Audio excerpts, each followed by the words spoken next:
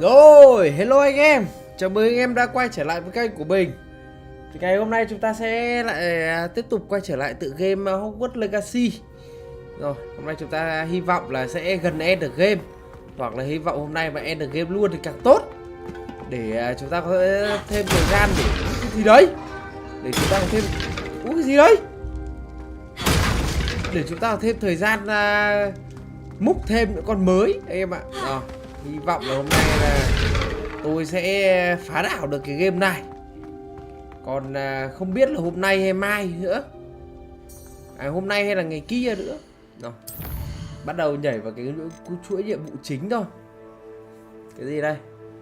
Cây Flugwit là cái cây mẹ gì ấy nhỉ? Úi dồi ôi, Flugwit này.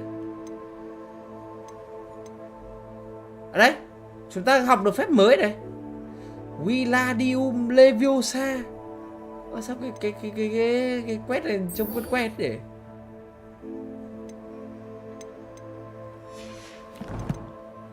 nghe vẻ như là chúng ta bắt đầu tiến đến gần đấy rồi đấy, tiến đến gần end rồi đấy. Gây sát thương khi va chạm à? Ô thì cái này, nghĩa là khi mà tôi dính cái này là tôi bắn lại nó à?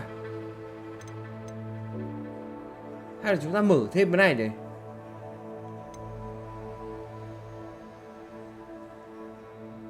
cái này né thì cũng dễ thôi. Đầy năng lượng ma thuật cổ đại. Cái này chắc cũng cần này.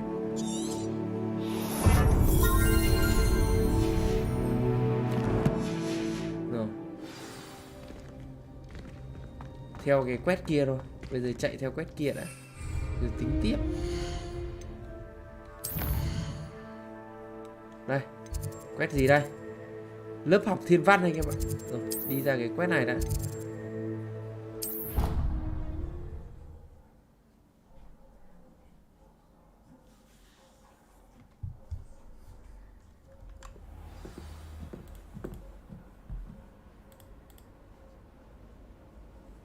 Loriokun đấy. Chắc là hôm nay sẽ nhanh này. Lô cô hồn đấy. Lô thế gà đấy. Rồi, hy vọng là hôm nay end game con này. Tôi nghĩ là phải một buổi nữa. Không biết là chạy có kịp không. And your reading is The Dragon. That's exciting, I suppose. Perhaps you're due for an adventure.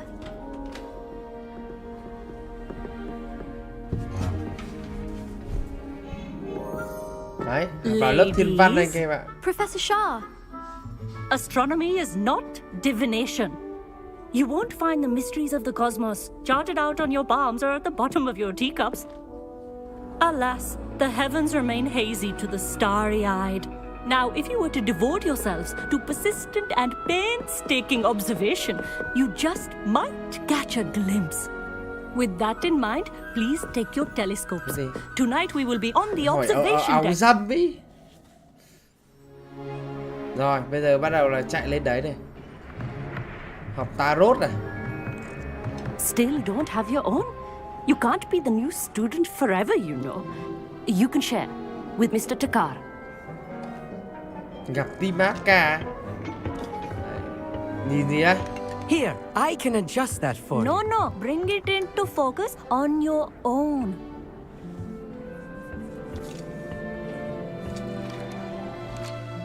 Cái gì ấy? Tập trung á. Ở đây à? Thật đây là mấy cái sao đấy hả? Now, I expect all of you to put in your stargazing hours outside of class. Is that clear? But, Professor, it's freezing out. Mere cold Trời đang didn't lạnh. stop the great Thằng này nó stargazers bị of the lạnh anh em ạ. past. Look only to the astronomy tables they erected throughout the highlands from which they gazed millennia ago on the very self-same stars above us. Is that clear? Lô shot đấy. Dismissed. Sao đây? Dismiss là giải tán chứ lại sao sa thải. Rồi ôi. Hello. I don't believe we've met officially. I'm Amit. I'm something of an astronomy buff. Hello, Amit. It's nice to meet you. Did I hear Professor Shaw say that you don't have your own telescope? That's very kind of you, Amit. Are you sure you won't need it? I'm certain. It's my old one. Ok, cái cũ I thì xin. finally got my hands Cũ on the người new mới tai các Celestia bạn. Contemplor. You've heard of it, I assume? I mean, of course you have. Goblin cut glass, first-rate optical enchantments. Hate to think such a fine instrument is just collecting dust. Well, thank you, Amit. Think nothing of it. Anyway, the telescope's in the storage room right underneath us. You can't miss it. I have some Em có lưu còn đập vỡ reading á. to finish on the lower deck. Come find me there afterwards and bring the telescope. There's something I want to talk to you about. Cái đập vỡ đấy không giòn lắm nên là hôm qua mình phải Tried to chấn put off my chỉnh. stargazing as long as I could. Đập vỡ này nó hơi bạo lực anh em ạ.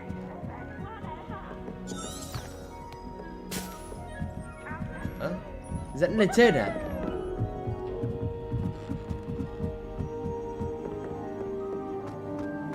What? Sao nó lại dẫn mình ra đấy?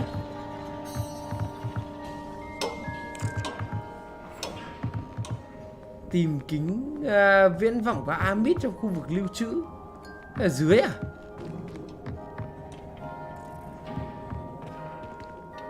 Cây dù cầu thang đấy thì vẫn chưa ấy lắm. Cái đấy thì thực ra là vẫn có thể The perfect night for nhân nhượng được. Amit, where did you say that telescope was?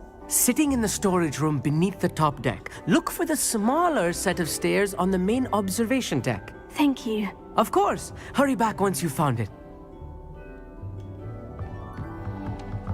Bắt tôi phải tìm về cái kính viễn vọng của nó chứ. Sao nó lại chỉ kiểu này nhỉ?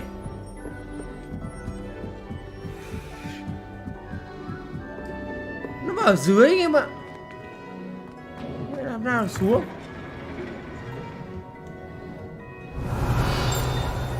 Ở đây nó đây.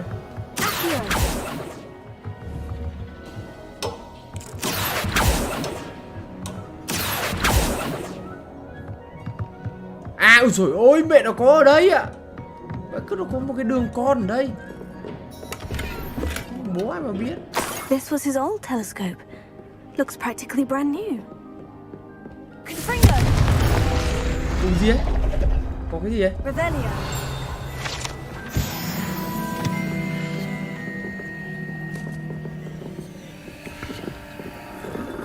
Lô Thịnh Lê đấy. A pristine night for stars.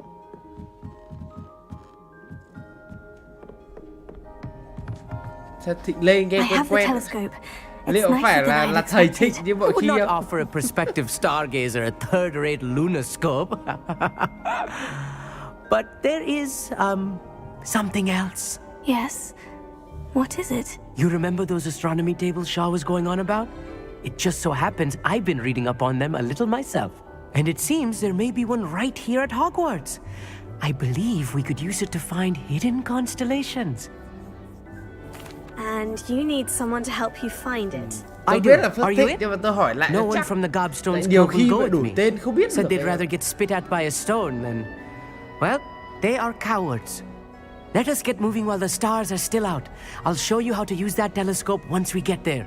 I promise. Oh, no need to convince me. Let's get going. Brilliant. You won't regret... Shall we? Rồi, đi theo nó để nó ra cho chúng ta xem một số cái thiên văn khác.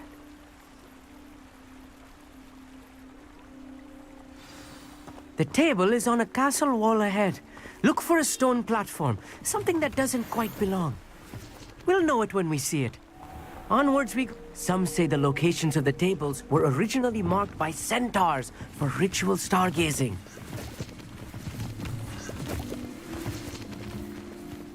Thầy Thịnh là ở It is đây. nice having a fellow stargazer to explore with.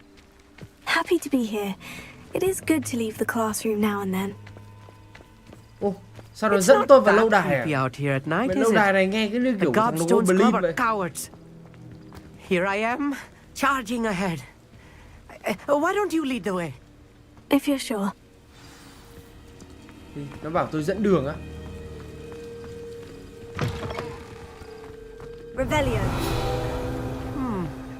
A little foreboding. A few cobwebs and some dust. Nothing to be concerned about. Oh, of course. It's just not as tidy as I expected.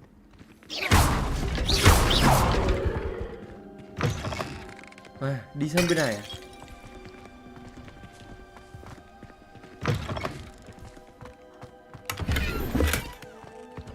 More cobwebs. You don't think any spiders might be lurking about? Oh, no. Not this close to the school, Amit. Nghe vẻ chúng ta sắp đến Look, gần cái chỗ there's a table. chỗ ấy đấy, I think chỗ you để should. xem thiên văn Go của on, thằng try này it dẫn out. đi. The constellation should appear near the center of your view. Thế bây giờ phải chỉnh cái này đúng vào khe à?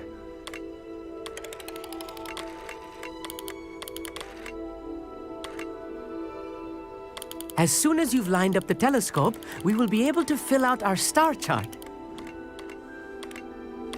Như này hả?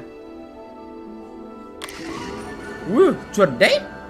Hình cái đàn đấy anh em ạ. Lô Kyoko đấy. I was right about the tables. They really are gateways to the far stars, just as the book said. Thank you, Amit. I look forward to reading them. And I look forward to writing them. This is only the beginning. You will find more tables like this one throughout the grounds and forest. And if I have ever seen one, it's you. Oh, and about my old telescope, don't bother returning it. You should keep it. That's quite generous. Nó Thank cho you. nó You're cho tôi welcome. cái kính It viễn has vọng của goblin nó. cut glass and a gobbledygook inscription. I'm practically fluent in gobbledygook, you know. It's all in the throat, really, gobbledygook, you know, and how you pronounce your R's. Anyway, glad our adventure was a success. I will see you soon. Lô Kirito đấy, lô Fate Seeker đấy. Rồi, cái nhiệm vụ này khá là ngắn. Tí nữa xong rồi.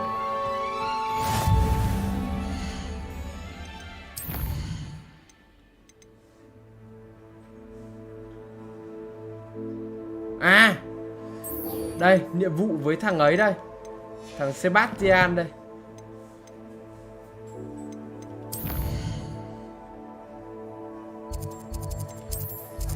Nghe vẻ lại đấm nhau ở trong cái sảnh đường rồi. Ôi ôi.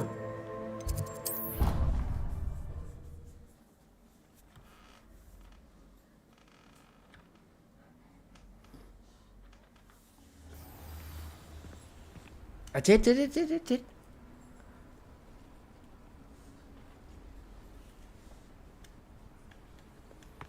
I've always said that travel broadens the mind.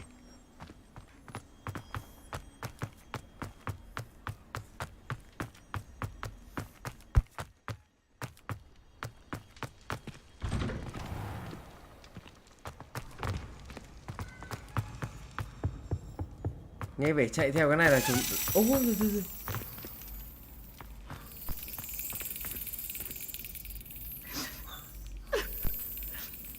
What? Cái gì ấy? Được khóc à?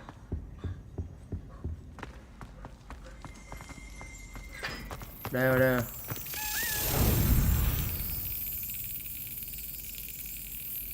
Bay vào.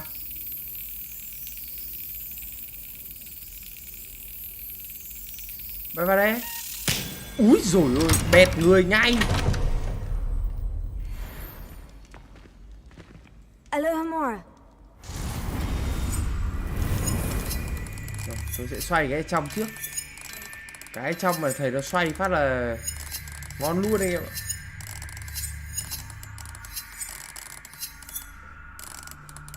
Lô Blue Noir đấy.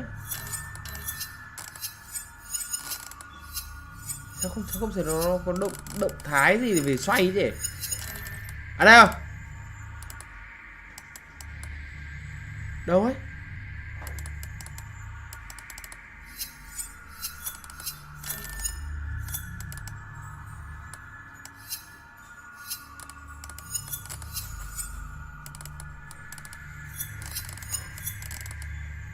Vừa thấy nó xoay xong.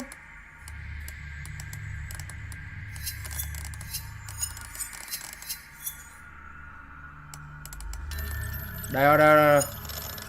Ngoài nữa xong. Chuẩn đét đây em ạ. 10 điểm.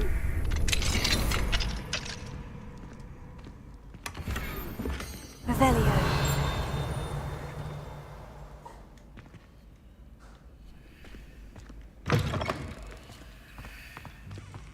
Đấy nó phải thế. Sẽ lại rùa vậy. Đỉnh cấp như thế lại bảo rùa vậy.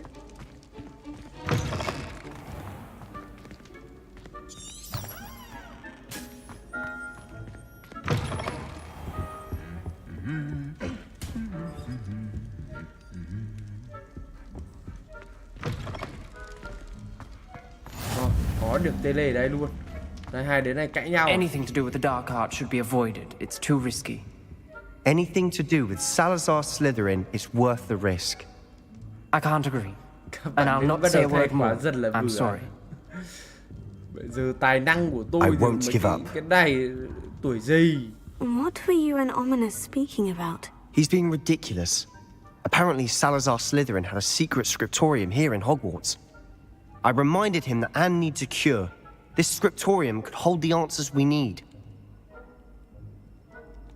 Ominous is right. Meddling in the dark arts is dangerous. There's more to dark magic than people realize. Perhaps I've spoken out of turn. Ominous's family history is personal to him. I'd like to know more about it, if you wouldn't mind telling me. Very well. But do keep this between us. Rồi, lần này Ominous hy vọng learned là tôi dark magic sẽ from his parents. không nói ra vậy, không như lần trước. Are you Nó familiar vẽ with ra the là bị Cruciatus nó curse? ấy.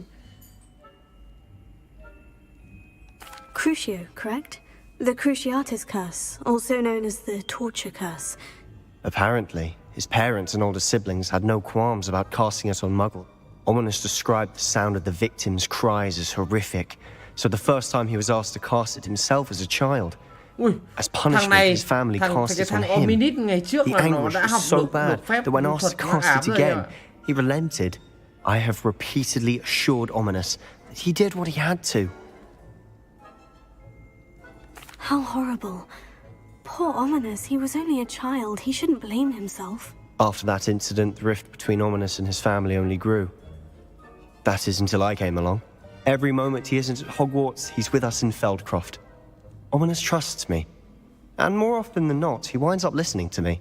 I'll remind him of that when I follow up about the scriptorium. Watch for my owl. I'll have news soon enough. I'll make Ominous understand. He'll change his mind.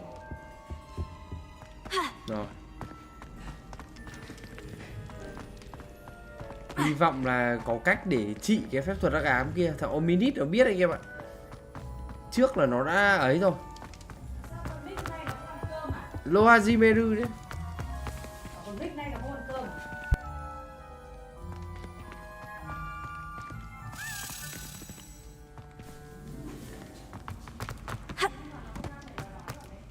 Revelio.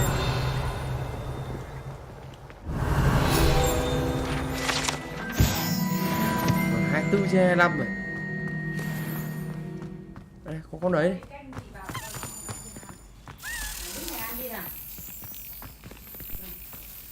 Cho cái canh gì vào để cho nó mà nó không ăn. Đi ăn đi.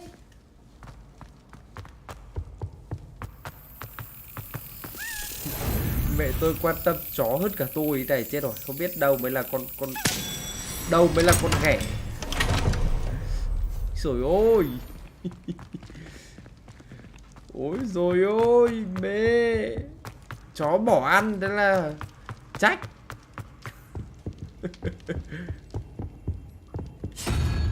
Buồn lắm. Gì đây? 7 với cả cái con gì như cái con tua kia là 24 à?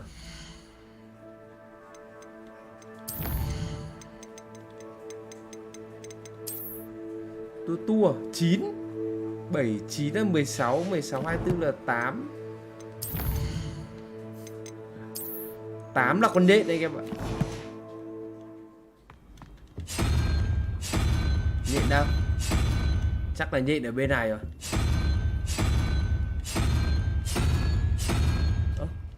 Con nhện hay là con ấy để? À đây.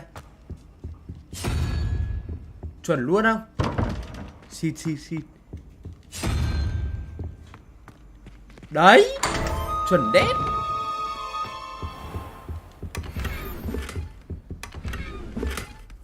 Mũ phù thủy. Revelio.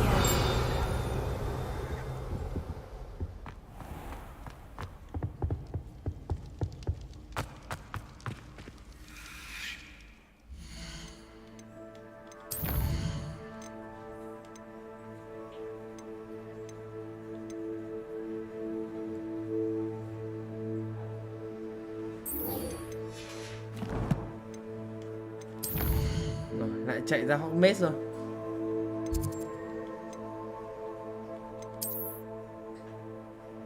Đoạn này nhiều quét đấy.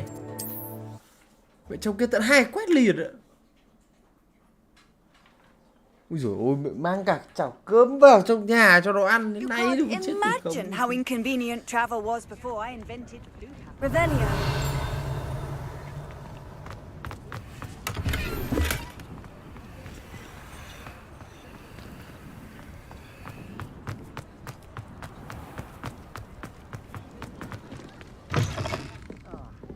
Glad you came.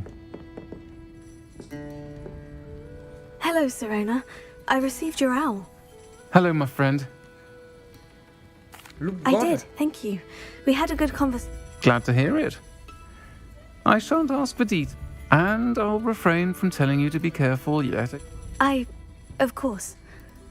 Your owl mentioned you're needing my help with something. I do.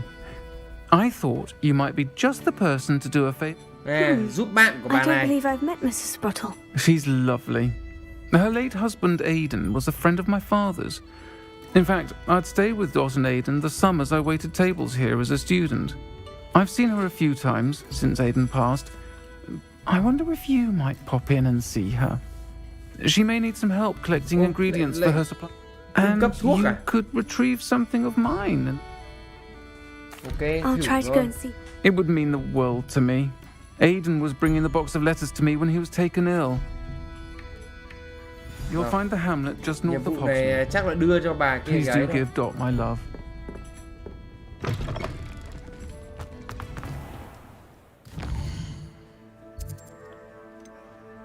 Ui, xa thế. Ui, chỗ này chưa tele các bạn. À, đằng nào nó cũng gần chỗ này, đằng nào chúng ta cũng phải đi ra thôi. Đằng nào cũng phải đi ra để làm cái nhiệm vụ kia.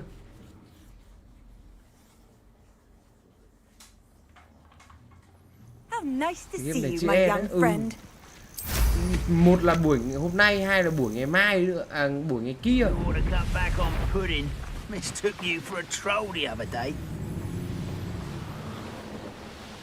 Một trong hai buổi nữa mới end được con này em ạ. Chắc nó sắp hết rồi. Tôi thấy là nó đã gần đến đích phết rồi đấy.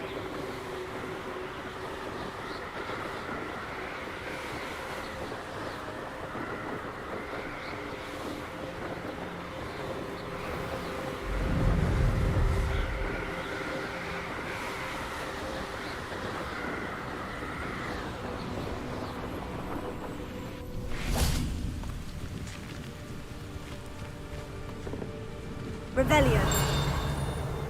Đâu ấy?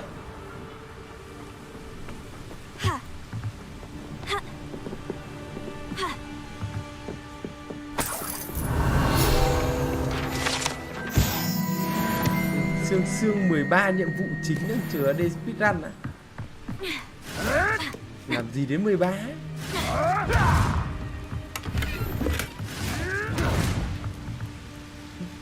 Mấy đứa nào đánh nhau kìa. Chắc là không đến 13 đâu.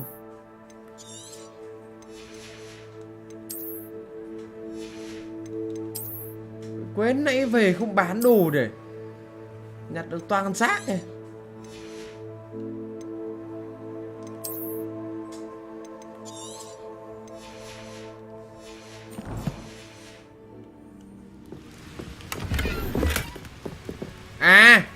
là bình máu.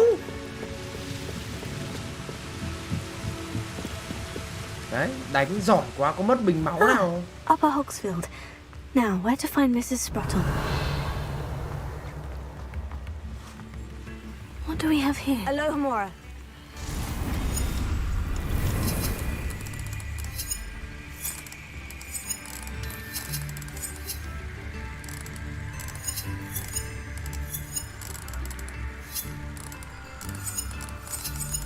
Chưa tóm được cái lẫy của họ anh em ạ. Phải làm cho nó xoay phát.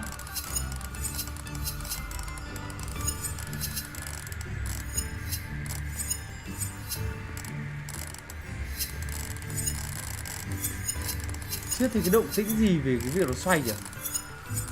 Ảo thế đi.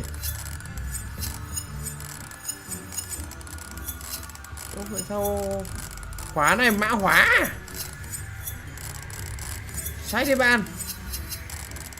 Cho tôi một cái tín hiệu từ vũ trụ về việc bạn có thể xoay được đấy.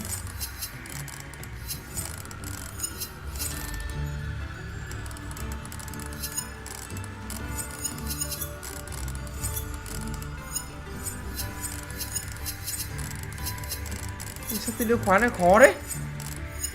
Trong nhà này nhiều đồ ngon à.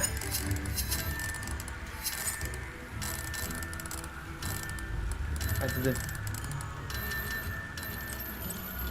Rồi.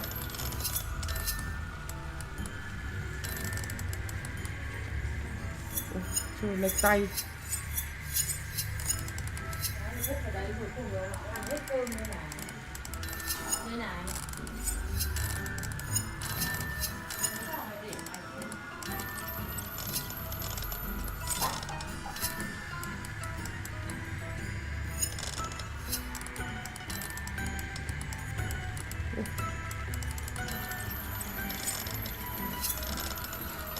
Không được để lệch. Ở đây rồi.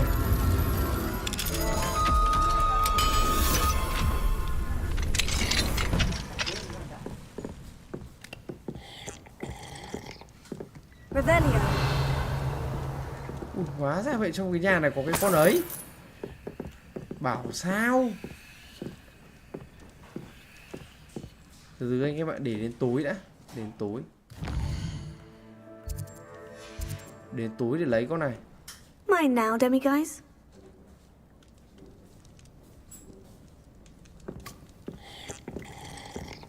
Mẹ vào nhà người ta uống hết cả rượu cả bia của người ta.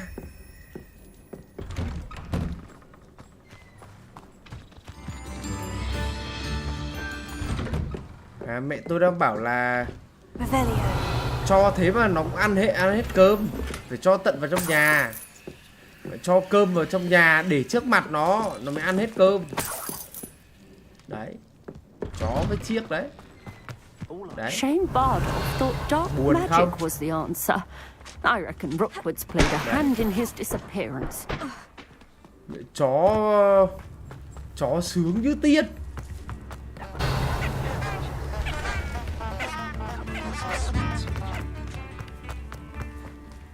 Off on another adventure, are we? Yeah.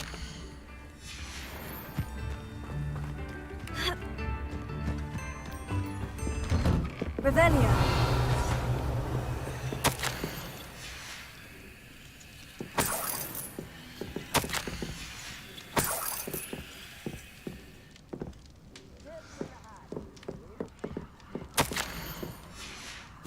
Lower NSB đấy.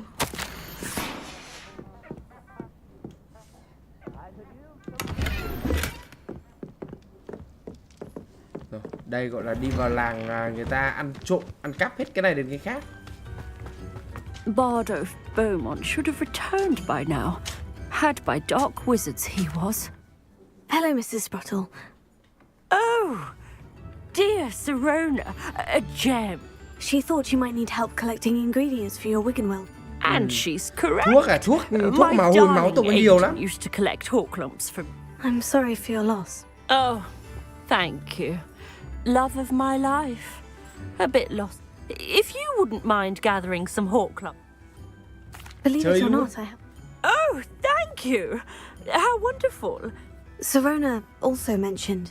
Indeed he was. I'd almost... He was hoping to go through it with Sirona over a butterbeer or... Aiden took ill when he was collecting hawk. The cavern is in the hills just southwest.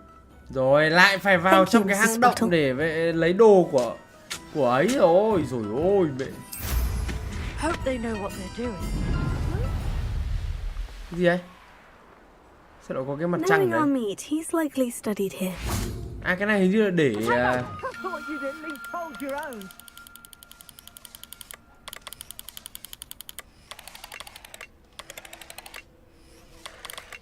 Oh, watch the light go out of your eye. khó thế.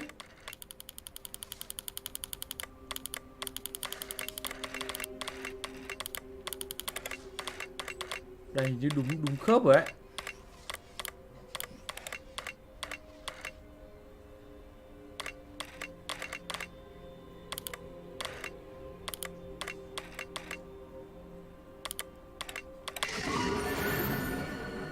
Lô Phước Thịnh nhé. Đấy, có sư tử đấy anh em ạ. Đây, thầy giáo của anh em Bách rồi đấy. This must be the cavern Mrs. Sprottle mentioned. Nãy anh em hỏi toàn hỏi thầy đâu. Giờ thầy Bách rồi đấy. Thầy đây này.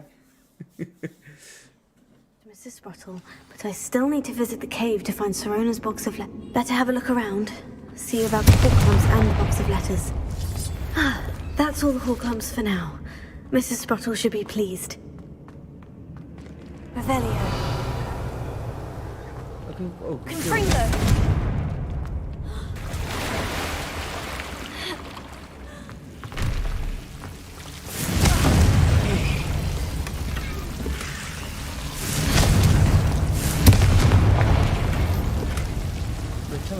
Toàn đồ cùi ạ.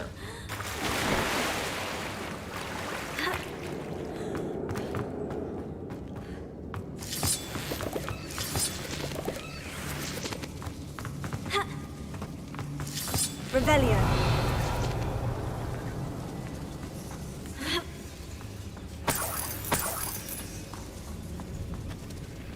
Confringo.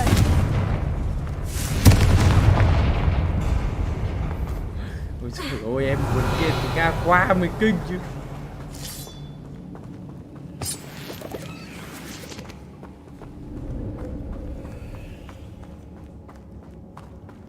Anh em đắt quá. Either I'll have to fight Vai that có con troll trôn đây à? or avoid it altogether. Confringo.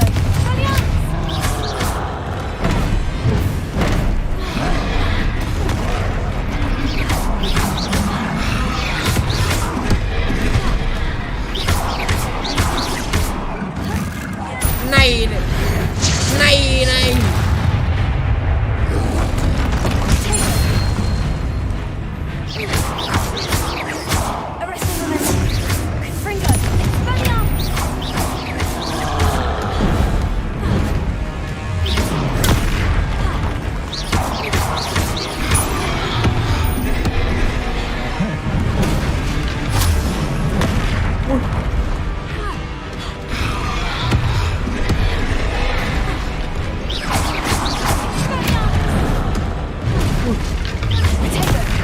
Con này tự nhiên mặn đấy.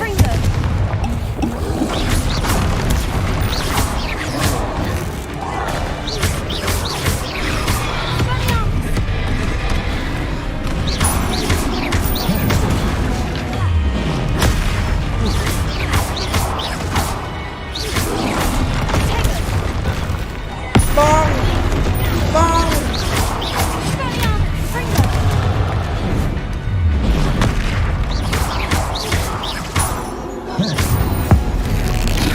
Này thì đau chưa này.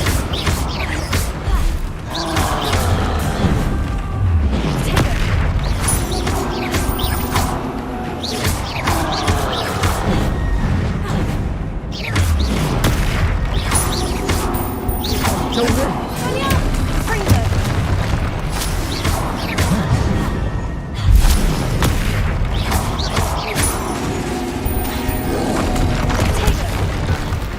Con láo này. That was a close one.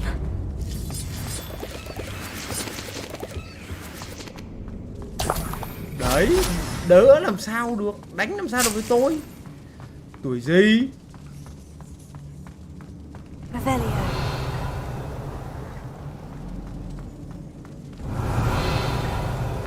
Tuổi con ngan con đây em ạ.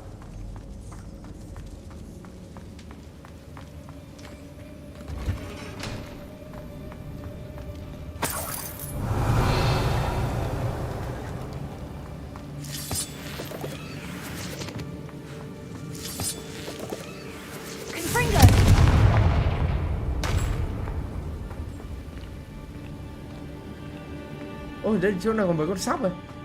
Mới bắt đầu. Thư à? Ôi, chỗ này còn nhiều thư ấy. Revelio. This must be Serena's box of letters. I should take this box of letters to Serena. I think that's everything. Serena will be glad to have this back.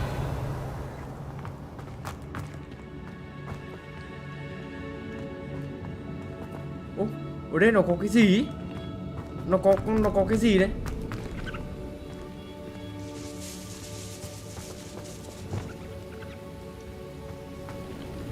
À, dưới này nó có rất nhiều nấm ấy. Mấy cây này nghe hiếm ấy. Tôi chưa nhìn thấy cây này bao giờ. Đấy, có thân cây thông ấy.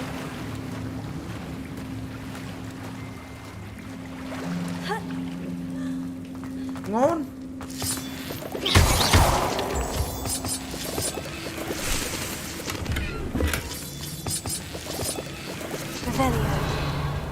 Ồ, hóa ra là cái này còn dính đến cả một cái quét ở trong, ở ngoài em ạ. May thế làm nhiệm vụ này vậy, không thì đúng là không biết làm nào.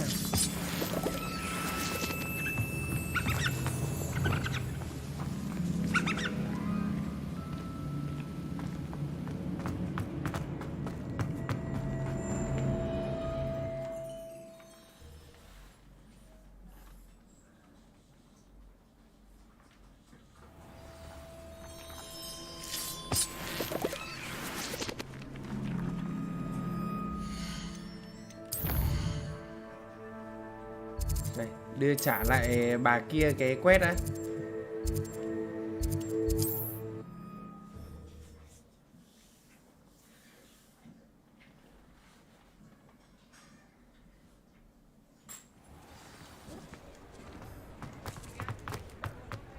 À, tranh thủ bán. Thầy nhanh nhầm lưng quá. Nice to see you again. Ôi rồi.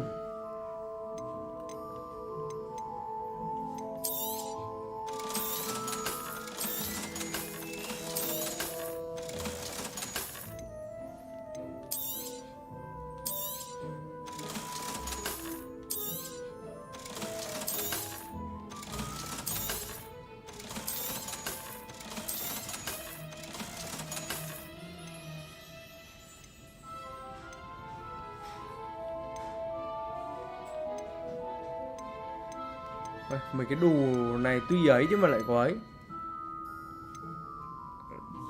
Tuy cùi nhưng lại có lại hơn cái đồ đang Thanks for mặc. stopping by. Hope to see you again.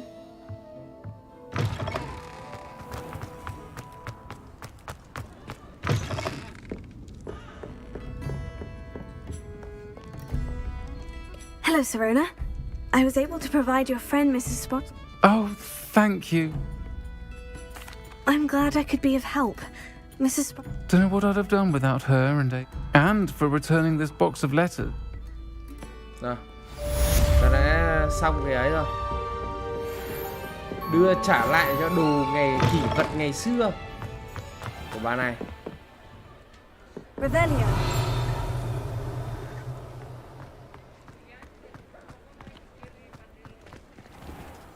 Rồi, chạy tiếp quét chính thôi các bạn. À và từ từ. Cái quét này nó nảy đây. Mua cả 3 cây chiến đấu và sử dụng chúng đồng thời. Cây chiến đấu là cây gì?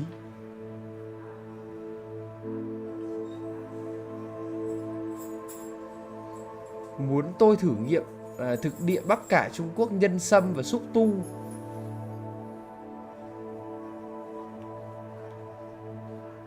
À thế bây giờ là tôi phải đi gặp mấy cái con linh tinh xong rồi tôi thả mấy cái cây này ra hả? Rồi thế thì cũng đơn giản.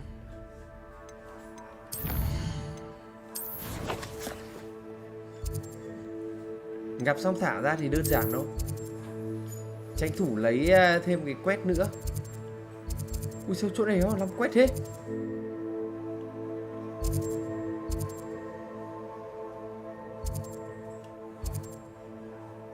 Đây xuống mấy cái vùng chưa đi mấy này này. Mấy cái vùng chưa đi mấy này nhiều quái lắm.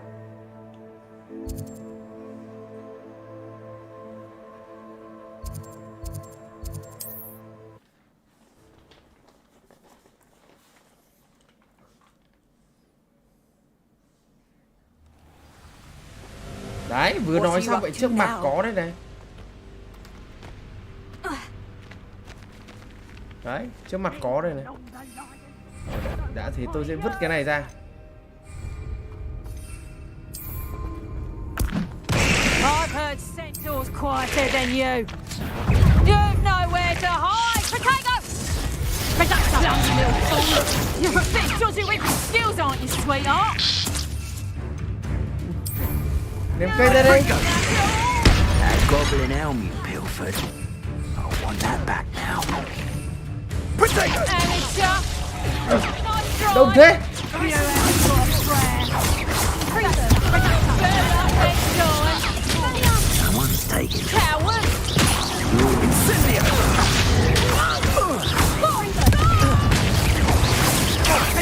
Now you're just getting on my nerves. Potato! Target practice. Incendio! Quite conductive, aren't we? Incendio!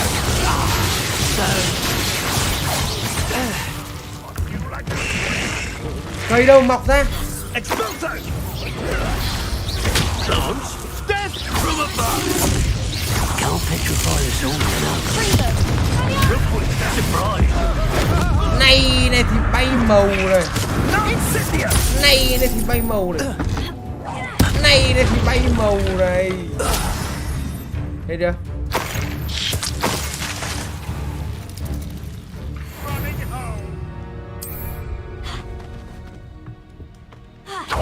Shall we finish what we started? Potato!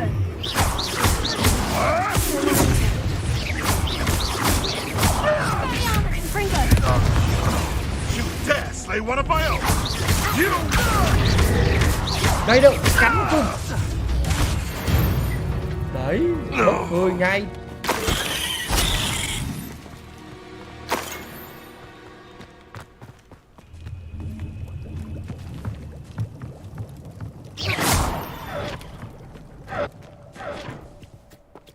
Gì ấy?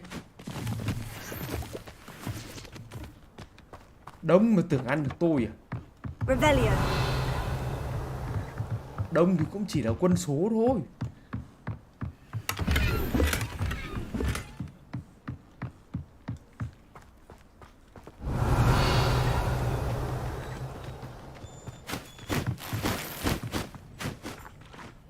Ô, có con chim nữa.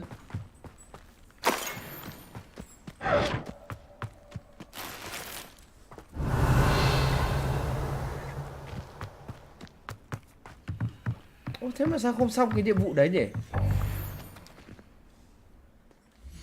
Thế mà kiểu gì? Đã ra phải xong chứ. Hình như là tôi phải mua mấy cái cây đấy hay sao ấy. Revelio. Tưởng ngon ăn nhưng mà game bảo không có đâu. Game bảo không có đâu anh các bạn. Mơ đi. Ui, chỗ này chưa bay ra à? Xa phết rồi.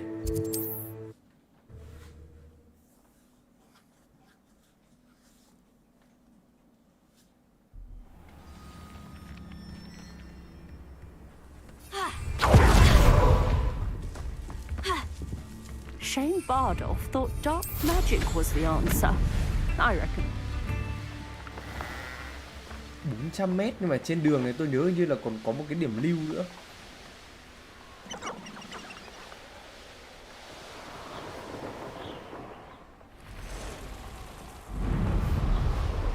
Nhiều khi bên bá quá.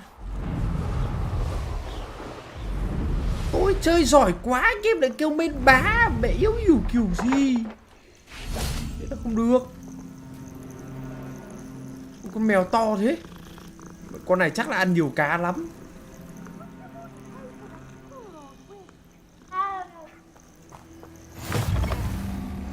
Revelio. You there? Can you help me? Gì? Giúp gì? What seems to be the problem? You may well ask. I'm convinced I saw a grim. I'm not safe. But if it can't see me, all I need is an invisibility.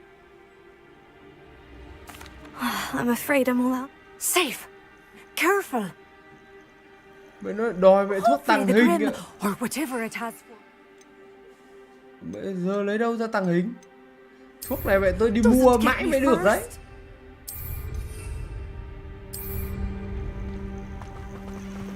Ôi chết đấy, ấn vào nhầm con mèo rồi.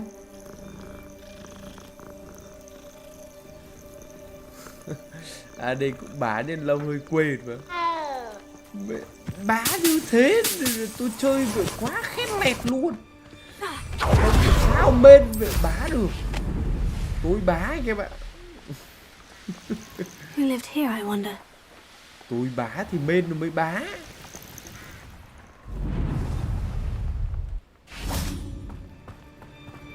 Rồi, đằng trước mặt đây có cái lưu và con này luôn. I've always said that travel broadens the mind. Rồi, dậy phát em này lại đứng ở đây rồi. Rồi. Psst, over here, quietly. I'm glad that you received my owl. We need to stay low and remain quiet. Natty, what's going on? Why are we all the way out here? Không biết là As dẫn tôi ra promised, làm gì đây. I did some investigating to find out what Harlow is up to. I followed him to the Hog's Head. I noticed him reading a letter. All I could see was that it was signed by and bore the seal of Victor Rookwood. And after you told me that Rookwood and Harlow were after you, I decided that you were the perfect person to join me in taking them down. For good. That letter is the tangible proof that Officer Singer needs. It is why I followed Harlow here and why I wrote to you. I need your help to retrieve it. Con đặt được game kêu không để dễ ăn. Chơi luôn. I'll help you find the letter, Natty. Rồi, cơ hội để First, chúng ta we đấm must mồm access hai the cái thằng kia castle luôn đây. keep. I'll check the main gate, see if you... I do not see any guards, but we should still try to... Rồi, ok, cơ hội để đấm mồm với thằng kia đây. Revelio. Có cái tàng hình trước anh em. Bà đi thêm chữ O sau à? Tàng hình trước đã. Cái gì ấy? Trứng à?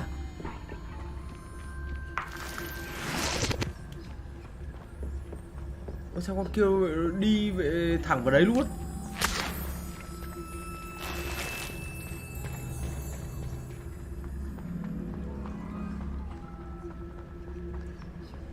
They will not keep us out. We will get this gate open. Nhiệm vụ cổng không ai tham gia trừ khi họ không rời thay thế. Rồi nói chung là bọn nó không mở cái cổng này ra đâu. Chắc là có đường tắt không? Thế nào chả có cái đường bên này. Game lúc nào chả thế. Ví dụ như ở đây chẳng hạn. Đấy, tôi biết ngay mà. Tường lính canh phòng không cho mở cửa nhưng lại để một cái chỗ vậy rất là hở ở đây để trèo lên. Mẹ yếu hiểu kiểu gì. I wonder what that does. Well, that didn't work. Perhaps something with a bit more force. Đấy. Làm em đấy.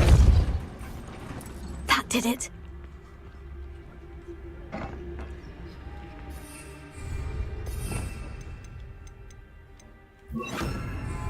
Accio. Guardian Leviosa. Cái gì ấy? Để đây thôi rồi con treo lên.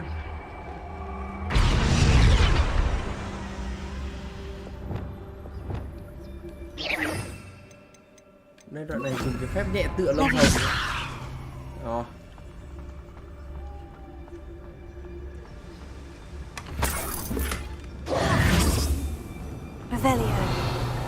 Logic game rất là logic. Khóa tất cả nhưng lại để một cái lối vào rất là to để giúp người khác vào. Ảo thật đấy. I need to find a way into the gatehouse to open the gate for Natty. Lỗi tại ông xây thành.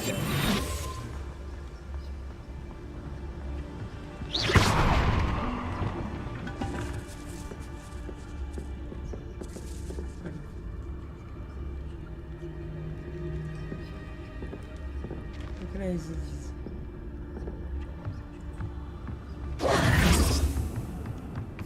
Sir drop you crown ạ. Dead end. Must be another way in. Leviosa! Also! Leviosa!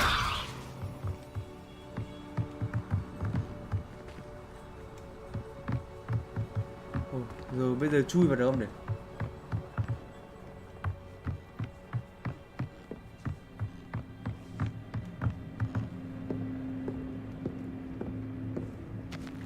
That looks as if it might raise the gate.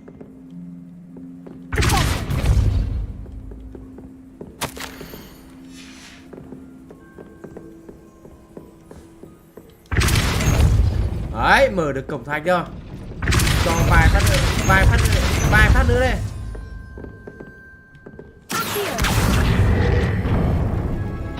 Well done. I will be right up. Tôi mở cổng cho em kia vào rồi. I knew you could do it. This way. I will get the door. À đúng, con này biết về phá khóa. Phá khóa nhanh thế. That is the main keep. My guess is that we'll find Hollow and the letter inside. We'll need to be careful once we get... I hear them. Ui, trong có cái gì ý? Yeah, restrain the beast. Ui, ui, ui, nó nhốt, nó bắt con ấy.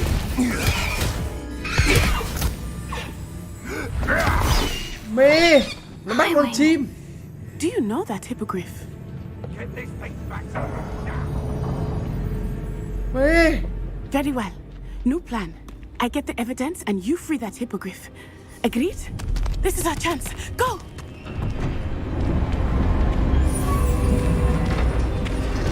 Ôi rồi thôi xong rồi. Mẹ. There's got to be another way to get up to the roof. Somewhere. Thế là thôi tách mẹ với bạn rồi.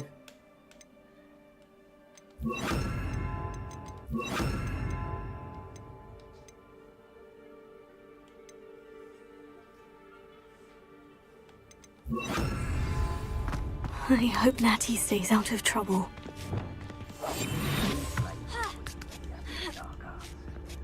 Bọn này tôi xử bước 1. I would say that Iredale is not appropriately named. Cái gì ấy? À đúng. Ôi, két rồi. Nó không cho tôi dùng chổi anh em ạ. À, phải chạy vào đây.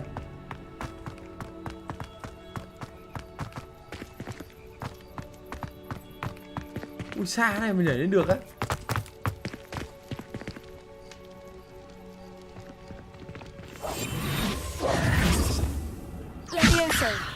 Ui, thế này phải làm cái ở trên kia nó bay đã.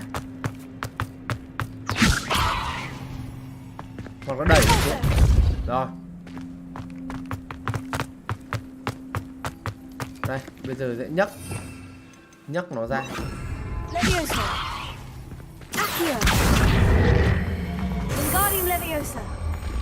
Rồi, để giữa đường này thôi.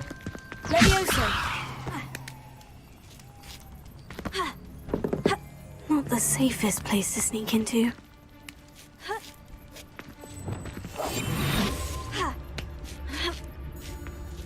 Đây, chắc là định. Đấy. I tell you this. Hogwarts is lucky they've got protection just. Này thì lucky này. Đấy, cái thằng này gặp tôi quật cho thì bẹt hết cả cái mỏ.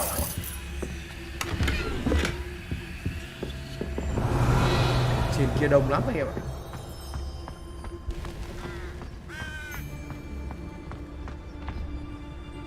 may chúng nó quay đầu kiểu này thì cứ từng thằng ngã thôi.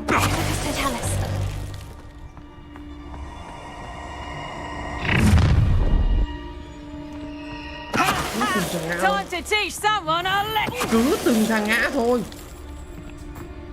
Cứ từng thằng ngã thôi. Rồi ôi mẹ, như một nhẫn giả. Tìm địch kéo biết là tôi ở đâu luôn. Tuổi gì? Alohomora.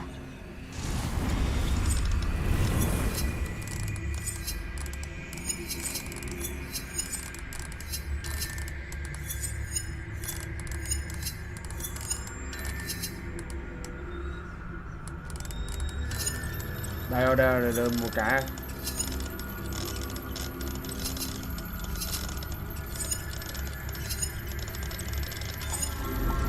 Chuẩn đét.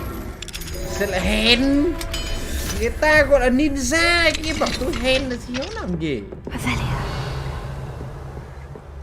Giả lập làm ninja. Giỏi thế không khen lại kêu hèn đã mẹ.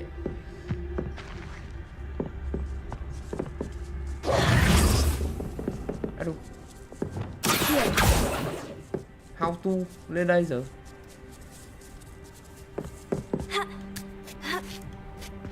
I hope Natty's having an easier time of it. Bá như thế này kêu tôi hèn ạ.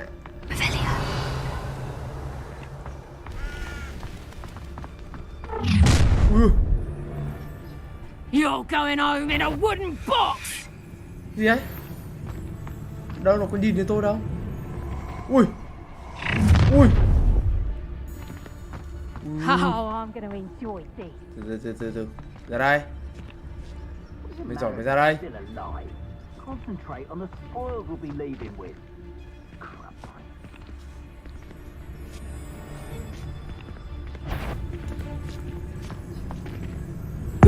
Xử luôn đi đã. Một giọt. Xét đánh xuống đấy.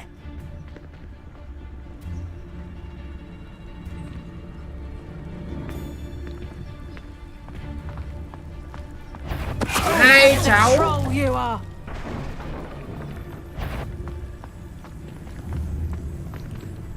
Đây này bạn ơi.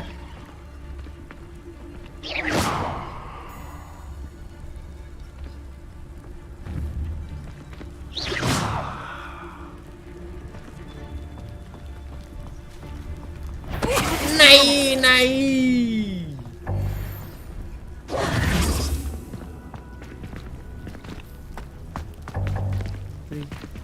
Tại sao được PC có phép phá hóa mà vai nhân vật chính AD phải đi giải hóa nhỉ? Giải hóa là cái gì? À khóa. Alohomora. À chắc đang bị tách. Bây giờ chúng ta đang bị tách với em kia chạy vào trong rồi. Bây giờ là đang bị tách với em kia rồi. Nó vừa xoay này.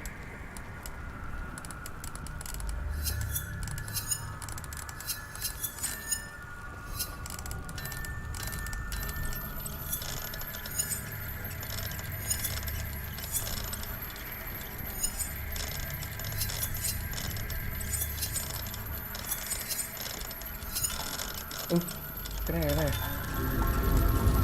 chuẩn đét đấy. Trời ơi, giỏi quá. Lô quân đỗ đấy.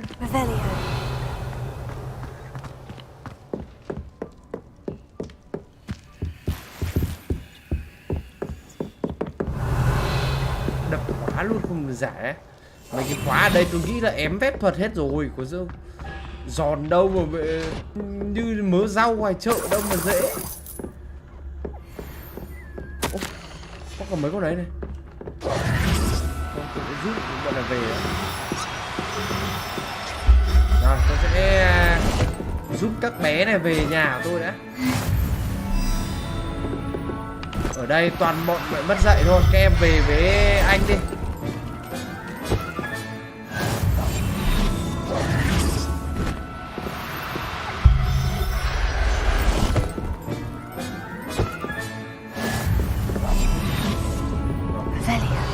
Bọn nó bắt nhốt thú ở đây em ạ. Bọn này láo quá. hư quá.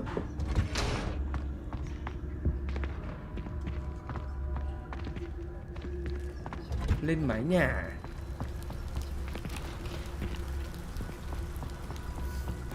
Đập khóa ta cô đan cây tu kít đây.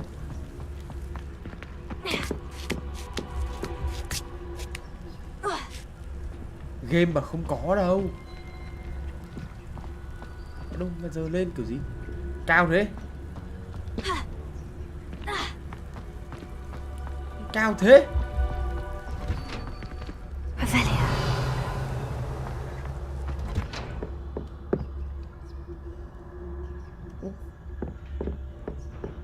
Đời heo.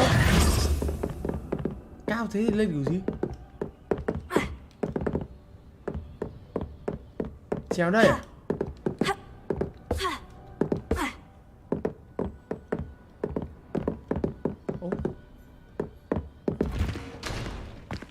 Ô.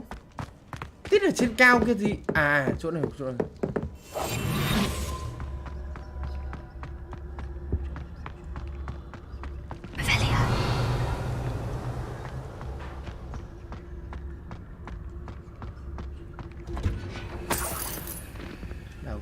Còn địch không?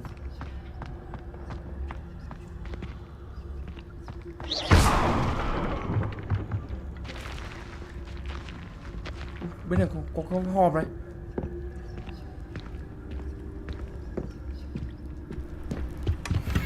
Ui, đồ vàng xịn luôn. Vàng xịn đấy anh em ạ, vàng xịn.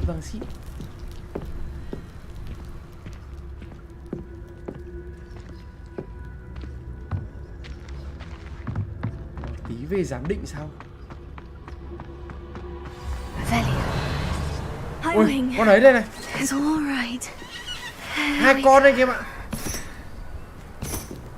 Phá khóa đấy.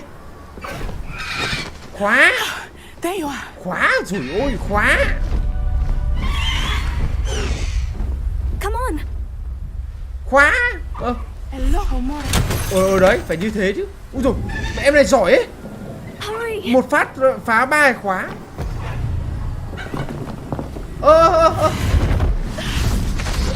Ôi dồi ôi, thôi xong rồi. Ôi, may đấy. Ui, chúng nó bắn cả pháp thuật hắc ám về anh em. Vãi cút.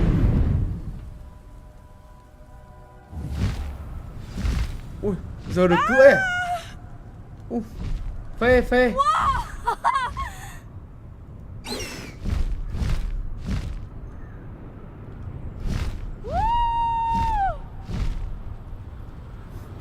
Hai con chim cúc cu à? There's the Hogwarts Express. Must be returning from an unscheduled run.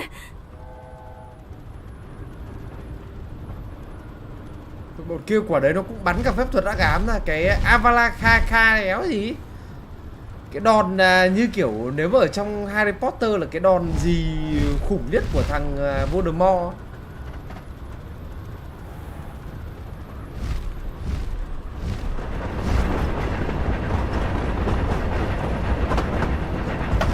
Bay nhanh hơn cả xe lửa kinh.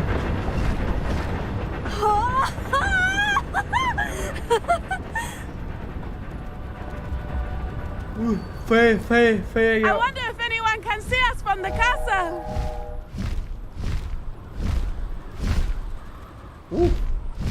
Phê. This is amazing.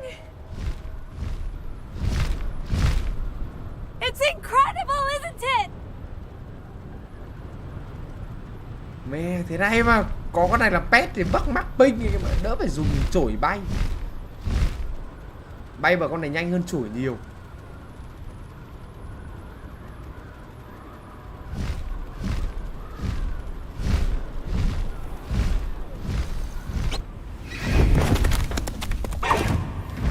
Đường tàu tuổi gì đường hàng không. Rồi, giải cứu thành công 2 em pet. How exciting. Oh, it was exhilarating, wasn't it? I wasn't sure we were going to make it out alive. There was no need to worry. I had it all Mẹ under thôi đừng control. chém gió đi. Mẹ nãy tí thì bảng lại còn Summoned mẹ. it straight out of Hallow's hands. I will say, I did not expect to see him cast the killing curse at us. He won't forget this. Be on your guard. Of course. What did the letter say? That Rookwood's looking for a phoenix. Not sure where he will find one. But it also included Harlow's orders to inspect that castle for the poachers. Enough to connect Harlow to the crimes. I shall deliver the letter to Officer Singer. She'll have to do something when she sees it. Now, tell me, where did you meet these hippogriffs? I've only met Highwing before. Poppy introduced us. Poppy Sweeting knows a hippogriff. Of course she does. Poppy will be relieved to know that Highwing's safe. I came to the right person for help.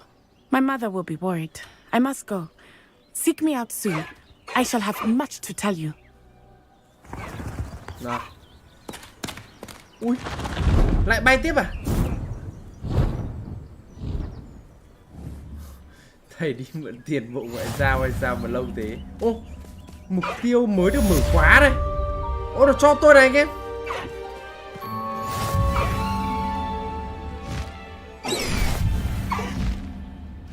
À đúng.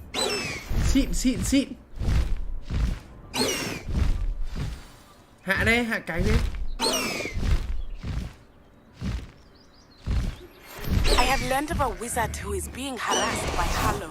Ui. He may be able to provide the evidence we need. Xịn đấy anh em ạ. Harlow down. We should Lấy speak with him giờ together. nó là thú cưỡi luôn rồi. I assume you have news regarding the goblin you mentioned. Why don't we meet at the map chamber to discuss that and our next steps? Có pet mới luôn, xịn. When you have a moment, please stop by the room of requirement. Deke tells me he has something to share with you. Ồ, thế mà không lên cấp nhỉ?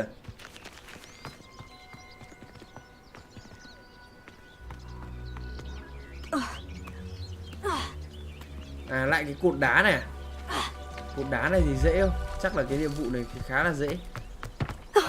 Here's a pleasant surprise.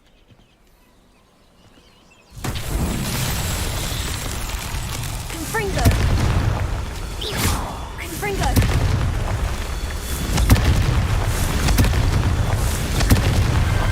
Not so tricky after all, Merlin. Đấy, giòn ngay. Nhiệm vụ này quá giòn. Đặt tên cho pet mới là chim cúc cu. Mẹ cúc cu éo mà to như nó. Ô, cộng thế mà chưa lên cấp à?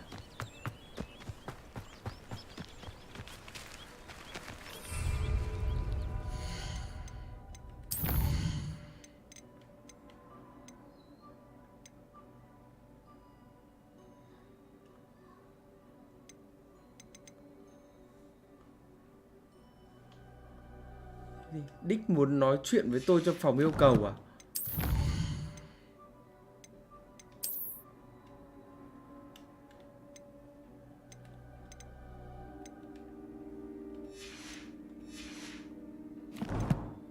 Trời ơi mẹ, lại còn chim bú khu nữa mẹ, anh em dăm quá. Rồi vào phòng yêu cầu xem thằng Đích nó bảo gì.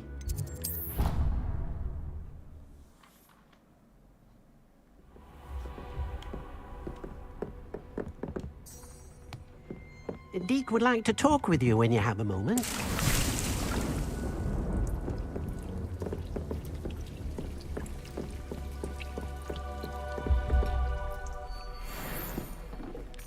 Gì sao lại dăm?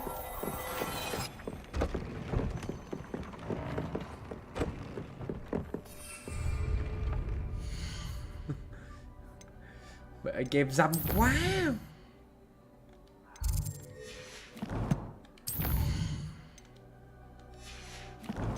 Gì? Tôi bảo chim gì?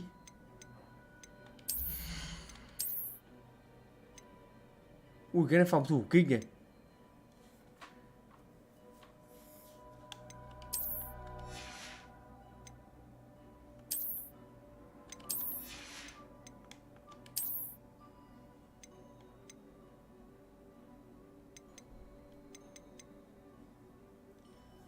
Cái này cũng ngon này.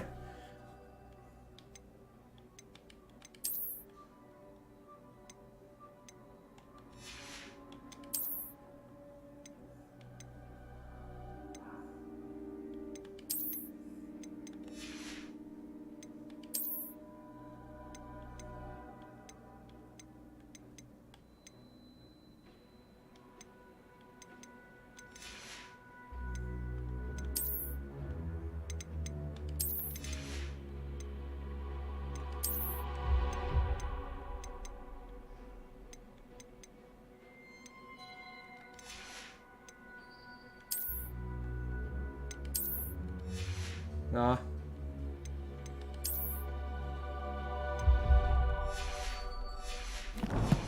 Cái gì? Tôi làm gì anh em kêu lại bảo là tôi dám.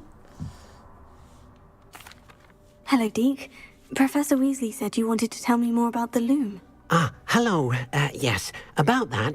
Deke has had a thought. He gì đấy? Cái gì đấy?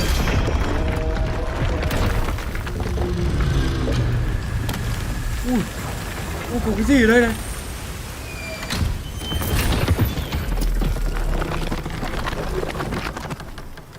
Cái gì ấy? Seems the room thinks you need more space for your beasts. As Deke was saying, phòng này là ném mấy cái con ấy vào. Now, Deke knows how you can test the item of clothing that you enhanced in the enchanted loom. What do you mean? A house elf named Tobbs works for his master. Tobbs' master doesn't let him leave the cave. That sounds awful. As the item you wove in the loom has an enchantment that might be useful. I understand. Leave it to me, Deke. I'll find Tobbs for you. Oh, thank you. Please let Deke know what you learn about Deke. Rồi, giúp thằng này tìm bạn. Trong này hả? Ui.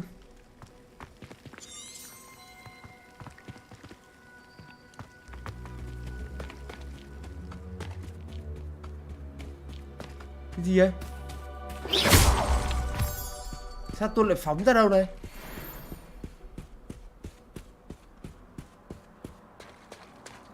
Ếm hiểu kiểu gì anh em ạ? Hình như là đây là chỗ là để mấy con chim ấy. Prepare.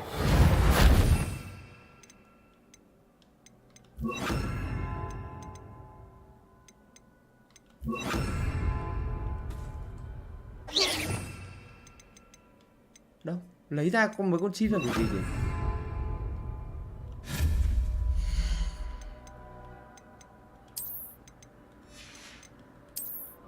À, chỗ này còn có nhà niếc các thứ này, tượng đá này.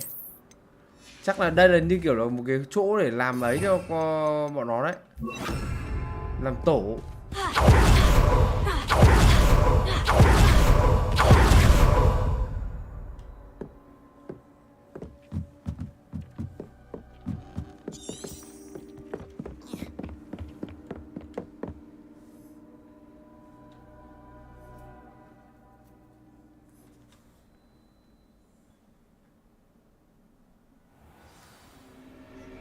Ui, xa đấy, 1000 mét à?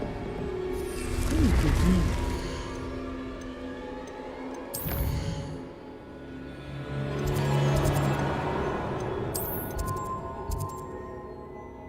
Ui, giữa rừng này.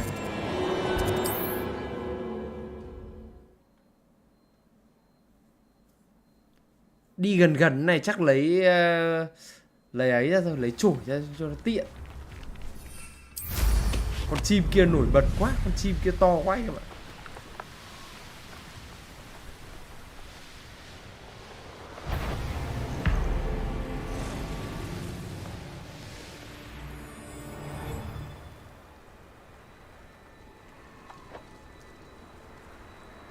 This must be Tobbs' cave. Gậy cơm I nguội suppose phải I đem should ra head đo á. inside. Tôi cũng không biết, tôi chưa thử anh em ạ.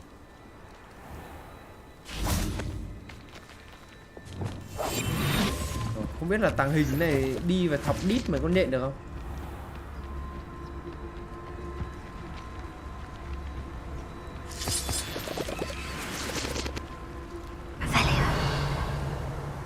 anh em thấy mấy con điện chưa?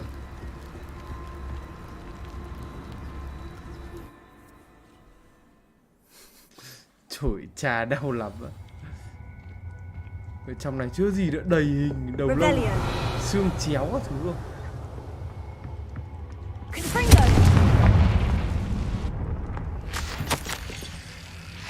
Tob's master is awful. Tobbs? Tobbs? Deke sent me. Are you in here? I pressed Ominous regarding Salazar Slytherin's scriptorium. Meeting outside the Slytherin common room. We need to talk. Mấy đứa bạn của chúng ta nó gọi chúng ta ra hết rồi. Nghe vẻ sẽ... Ui dồi. Này này.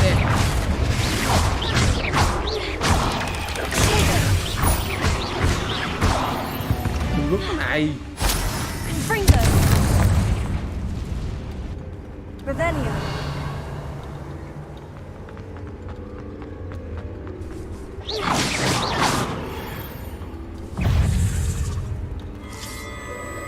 Leviosa. Confringo.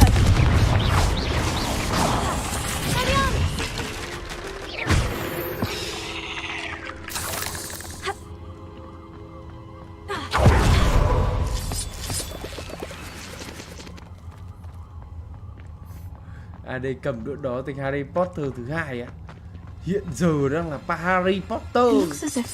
Đỉnh hơn cả Harry Potter rồi.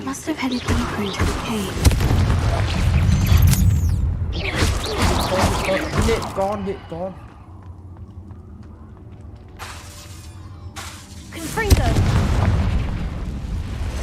Ui.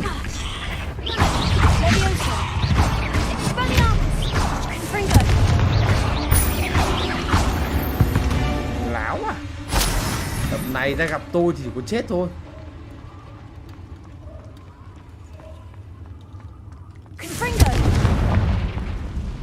Revelio.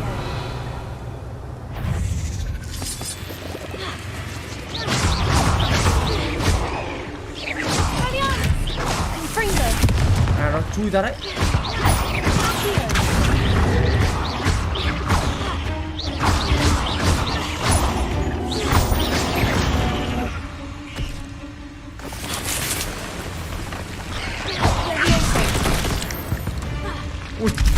Ui, nó đang chui dưới đất, tôi dùng cái kia phát 1.600 máu mà nó chết luôn.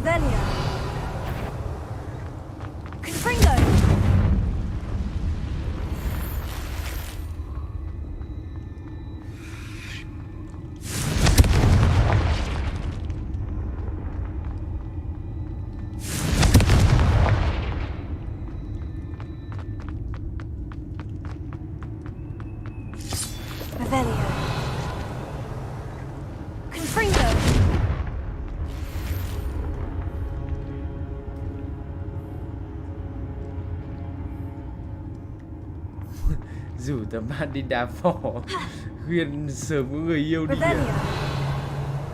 Ôi rồi ôi. Ôi, có con nhện trong này. Ui dồi ôi, mẹ nó bò kinh thế.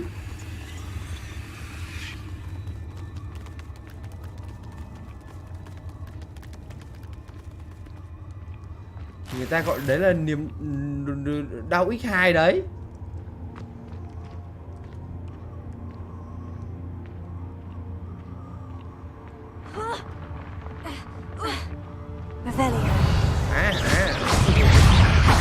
Ra cả mẹ điện. Ra cả mẹ điện này.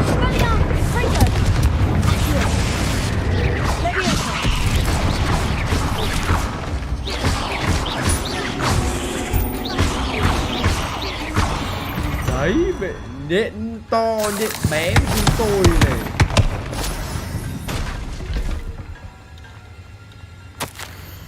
That didn't sound particularly reassuring.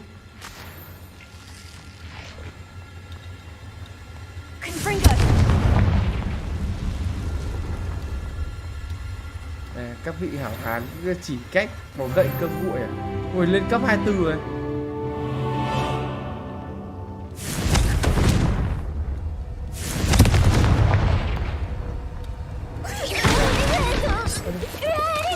chắc là thầy rồi.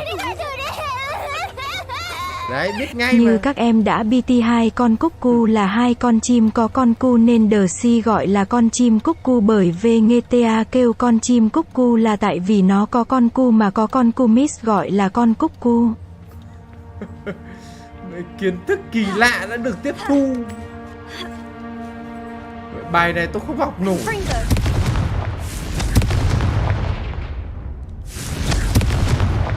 Bài này nó lạ lắm. À, nhện khổng lồ à?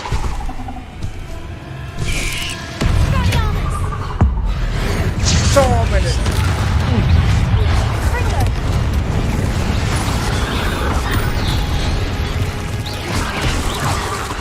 Này này.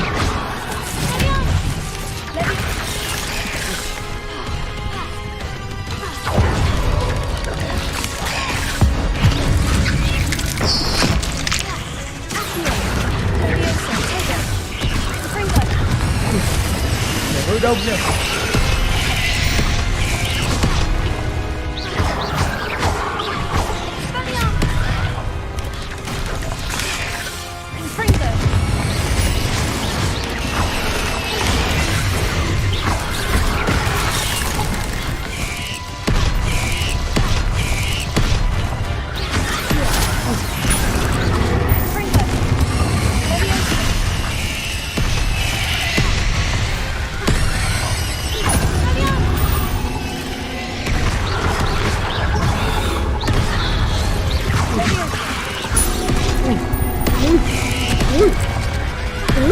Tôi ghét nhện.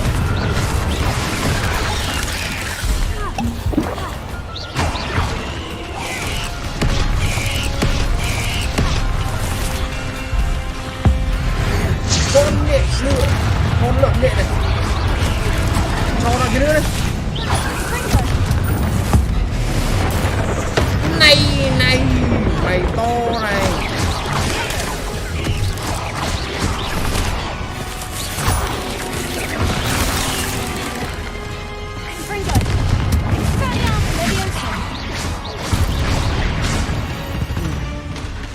Vãi cút rồi. Dã man thật đấy. Nhá, ai ngờ trong này có con nhện to thế.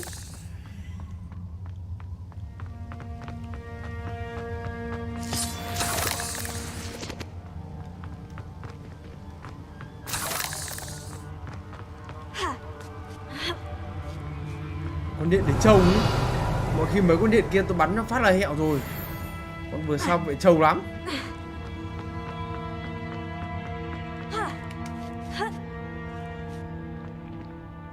Cái đồ hòm này chắc là có đồ đấy. Từ từ đã. Tôi phải xóa bớt mấy cái đồ linh tinh nữa. Không nhỡ nó đầy cái rồi lại tí xung đột đấy.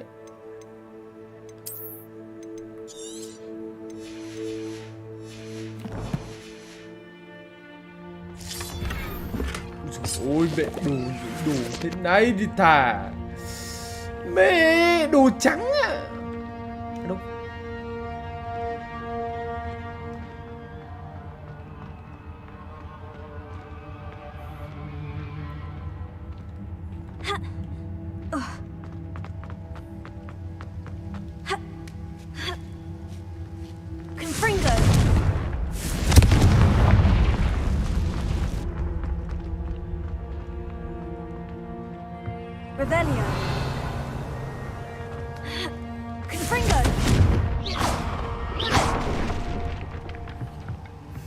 Oh no. I have a feeling that house elf is Tobbs. Ui, ui, đắt quá. Thằng Top hẹo mẹ rồi.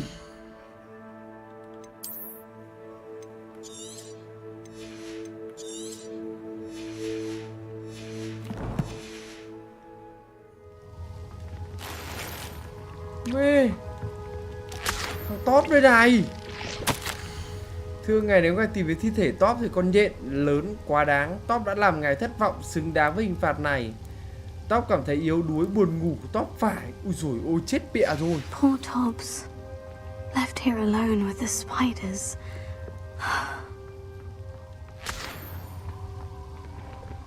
Vãi cả nhà. Kirito đấy. Khi S livestream thấy mình quá đẹp trai chơi A lỏ Free Fire hô hai ten mãi đỉnh thấy mình có tố chất nhưng cô có kỹ năng thấy mình rất thông minh nhưng bị hành sấp mặt 200 mạng đáng nhớ là một khỉ lục mới vẫn non như thường ngày tặng S cho vụ giảm cân. À, tặng S cho vụ giảm cân là thấy kêu đấy.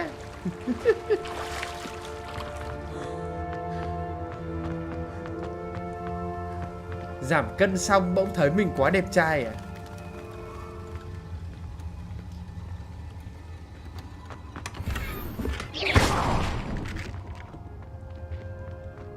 That table looks familiar. Seems I'm back at the entrance to the cave. Revelio. Rồi. Quá khứ quá đắt. Thằng ấy bay màu bố nó dùng ở đâu nữa.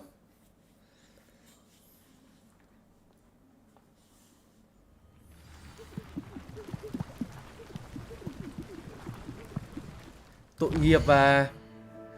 nghiệp ấy.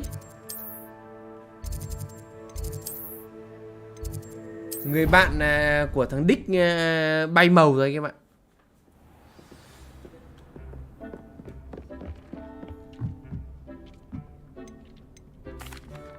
I'm back from the cave, Deke.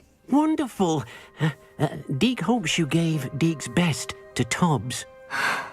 I'm sorry to tell you this, Deke, but Tobbs is gone. It seems he was unable to avoid the spiders in the end. Oh my.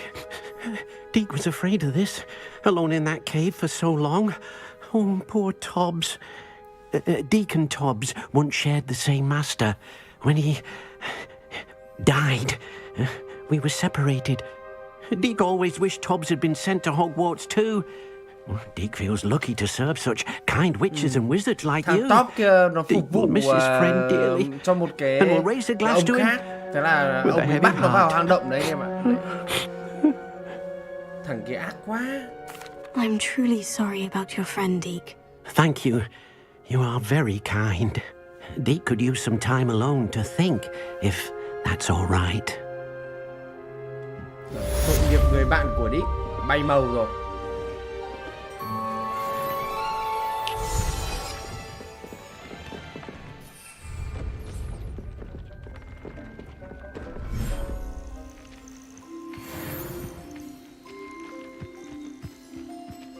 Đi trải lông cho bọn này đã. Trải lông cho bọn nó để kiếm mấy em ạ.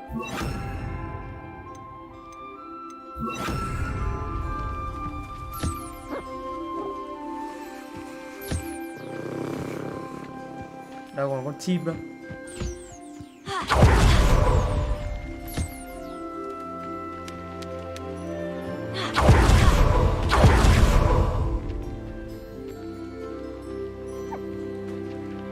Ăn đi em. Tốt lắm. Ăn xong rồi nhả đồ ra cho anh nhé.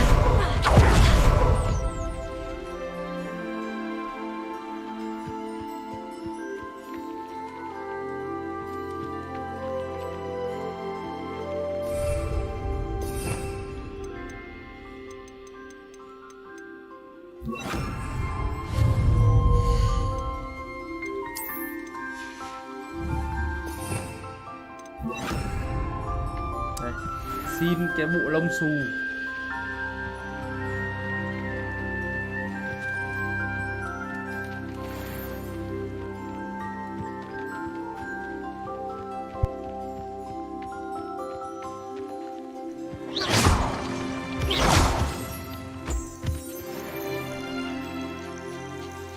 Ố, có thú mới à? À đâu, vẫn còn đấy.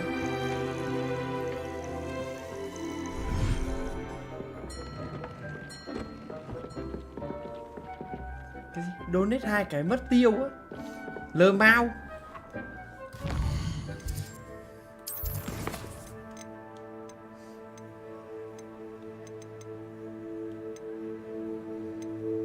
Ui, ui, phép ấy này.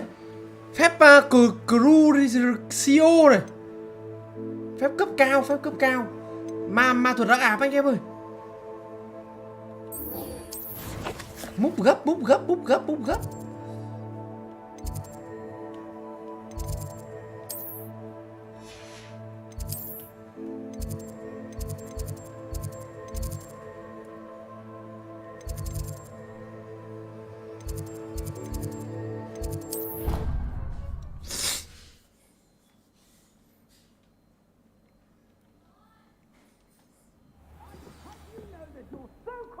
Revelio. Getting whipped in your mother's shoes this morning. This is Chửi gì kinh thế?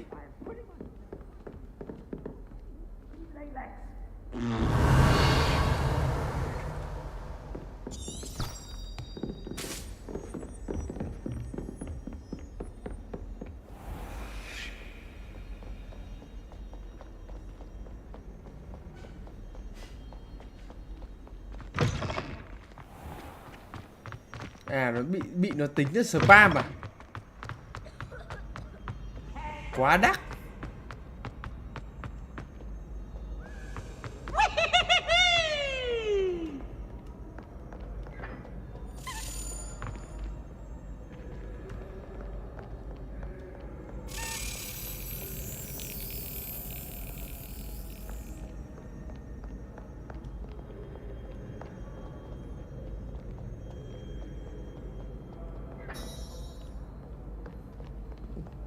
Tôi vừa nghe tiếng nó bắn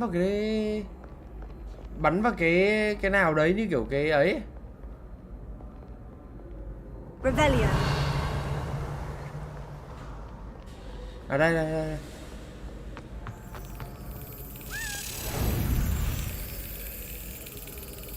Bay qua đây.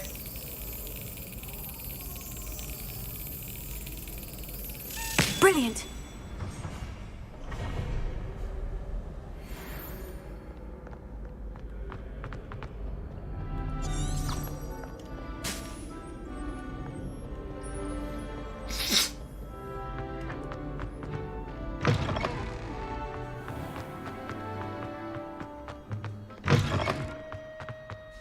Phép Curio ấy.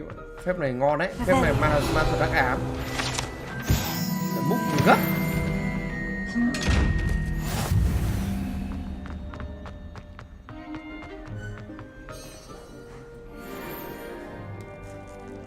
You're here. Brilliant. I received your owl. What happened with Ominous? I told him none of us will be able to avoid dark magic forever.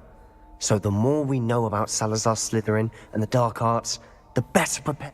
Unfortunately, only a Gaunt knows the location of the Scriptorium's entrance, and Ominous... Perhaps I should have a chat with Ominous. You? I suppose it's worth a try. But don't get your hopes up. I know where he is. I'll lead you to him and then leave you to it. Rồi, nó giúp tôi gặp thằng ấy.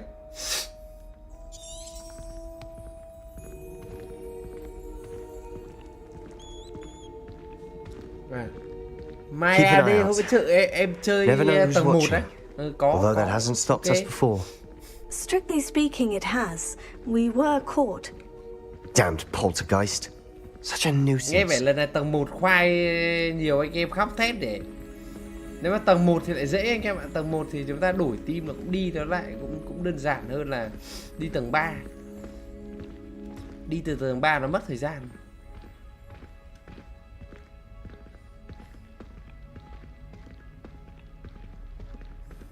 There he is. Good luck.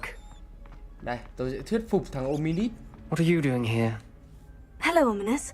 Do you have a moment? What is it?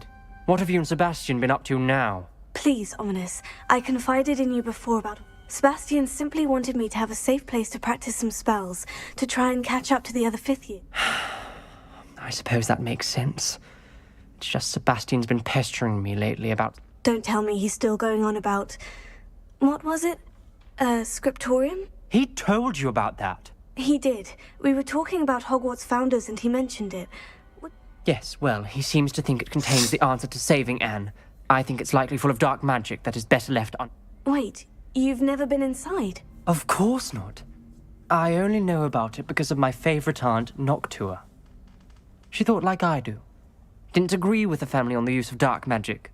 In fact, she'd hoped to convince my family that there was more to Salazar Slytherin than worshipping pureblood status.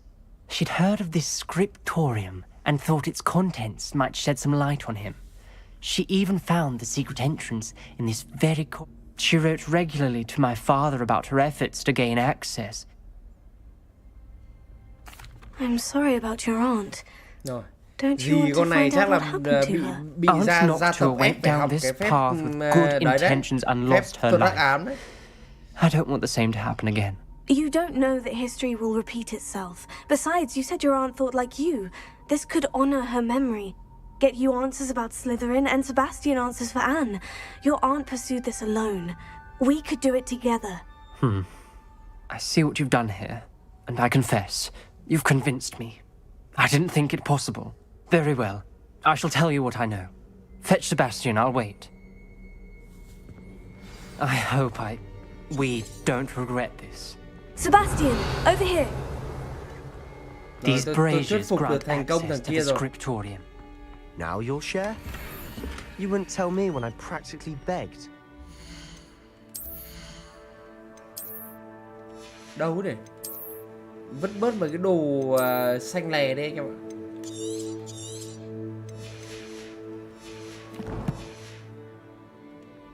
It wasn't you who told me what I needed to hear.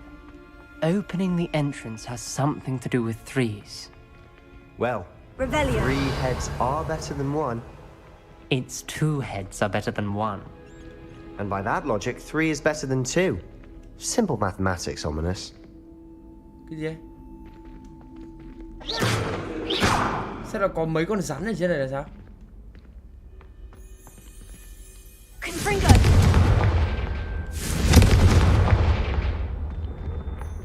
That brazier went out on its own. I wonder if it's a clue.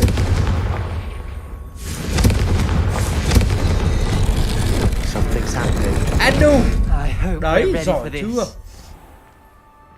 Anh em quên, giỏi chưa lại bảo là đỏ chưa?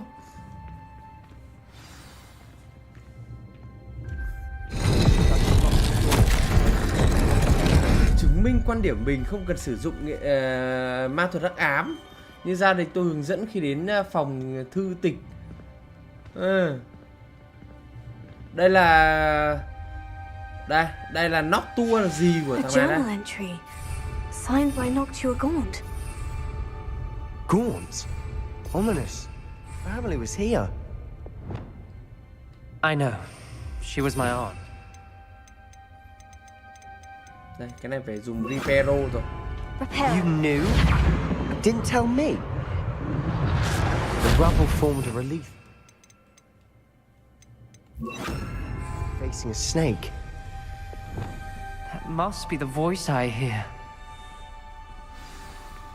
The voice is ancient. You hear a voice? It started when you repaired that relief. I hear a whisper saying, "Speak to me." I'm a parcel mouth. I can hear and speak to snakes. Nearly all known parcel mouths are descended from Salazar Slytherin. Quý tộc I'd khác like to nghe be được able to talk to snakes. nghe Might được not want the lời ability của to speak parcel tongue. đấy, xà ngữ à. It's often Cái này giống như associated kiểu with dark Harry wizards. Potter I và haven't chiếc cốc lửa spoken it in này. ages, but I'd wager if Cái I gì speak it xà now, the door con will rắn là open. ở đâu đấy? I'm hoping you're Cốc having lửa à? second thoughts. Hay là phòng bí mật này? Believe me, I am having thoughts, but I'm still convinced we should go ahead. It's ironic. When I left home, I vowed to leave the dark arts behind, and yet here I can't believe I'm doing this. Rồi. Thằng này nó đang nói lại bằng xà ngữ ở trong mình. It worked! Ominous, you possess a rare ability indeed. Between the two of you, I'm starting to feel left out. Between the two of us? Never mind. Revelio. There's no clear way forward. Like a maze. Salazar Slytherin most likely wanted this to be difficult to solve. Cái gì đây? The door we came from, it closed. And there's more than one gate ahead. Then look closely at each Trong này có gate. nhiều Journal entry. It nhiều ấy lắm. mentions getting lost and being unwelcome. Confringo. Poor Aunt Noctua. Dial requires focus. Aunt Noctua said the same. It may take practice to solve it. What? Cái gì đây? When the door closed, it lit up. Không phải là Symbols did open it. không phải là I was ấy đâu about anh to do ạ. that myself. Quả đấy là do tôi giỏi đấy. Nice work.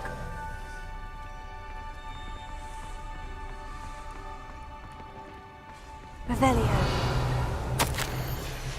Noctua references painful and arduous challenges, but đây à? also rewards. Pain.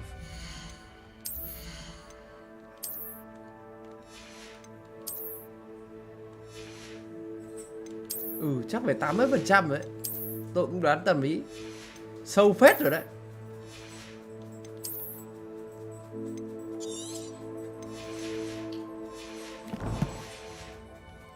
Tôi nghĩ là buổi này hoặc buổi sau thôi là hết. Revelio. All I heard was rewards. Bạn đã đạt được danh hiệu của rùa vương.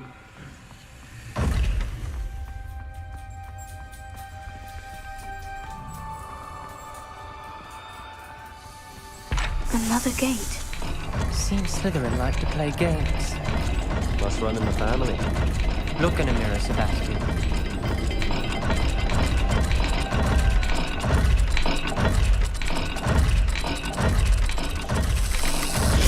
That didn't sound good. Mê rắn cắn. Slytherin didn't make this easy. Trên này nó có biểu tượng mà. Thế thì mở cái này trước đi. Cái gì đây? Cái mũi tên với cái con gì đấy. Như cái vô cực.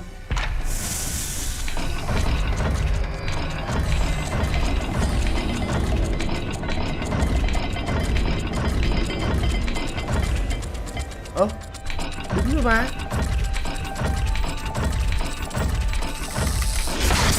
Mẹ nó cắn đau quá. Hay là nó phải bắt mà mở từng cái được. Cái này là mặt trăng với cả cái ấy.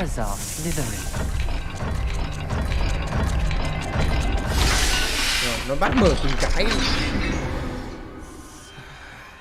That sounded promising. Another dial solved. Impressive. Nice work. Revelio.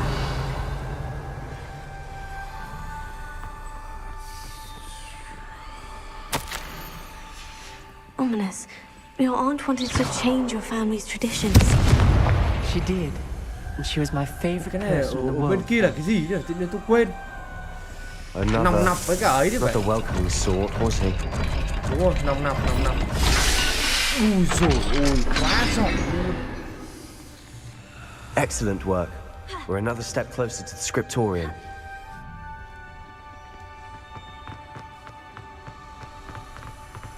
Mò mẫm ở trong này kinh ấy. I spotted something ahead. What's troubling? This whole place is troubling, but for my aunt's sake, we cannot stop now. The gate! I think we're locked Cái này chỉ in. có thằng ấy nó mới mở được thôi. Then Salazar Slytherin is not yet finished with us. Mất hy vọng bị nhốt trong đó. Tôi nghe thấy tiếng hét, nhìn thấy khuôn mặt tra tấn. Con đường duy nhất là phía trước là với lời nguyền không thể tha thứ. Ngay cả khi tôi muốn sử dụng nó, tôi cũng không có ai làm điều đó. Nghĩa là ở trong này chỉ có tường tiếc thôi. Và con này lúc đấy hình như là nó đã học được cái phép Curio rồi. Trong bức thư cuối cùng tôi gửi cho anh trai, tôi đã mời anh ấy đến đây. Bây giờ nếu anh ấy tìm với tôi một mình, tôi sẽ dẫn anh đến chỗ chết. Bất chấp sự khác biệt của chúng tôi chúc anh ấy không bị bệnh. Tôi ước chúng ta chia tay trong những điều kiện tốt đẹp hơn. Ui dồi ôi, đắt quá. Ominous. A skeleton. And Noctua's last journal entry. She mentions being trapped here, blocked by an unforgivable curse. Đây, bà chết ở đây này. This is where she died. This is where we'll die. I shouldn't have listened to either of you. Ominous. I'm truly sorry about your aunt. But I know what to do. Thằng kia nó hoảng. It's going to be difficult. You said you know what to do. Tortured faces on the door and Crucios etched into the stone. My guess is if we cast the Cruciatus curse, the door will open. That's why Noctua died. She had no one to cast the curse on. Ominous has the most experience with this. He should cast it. You seem to be in Ominous's favor. Will you ask him about this? He does seem a bit cross with you. I'll speak with him. Good.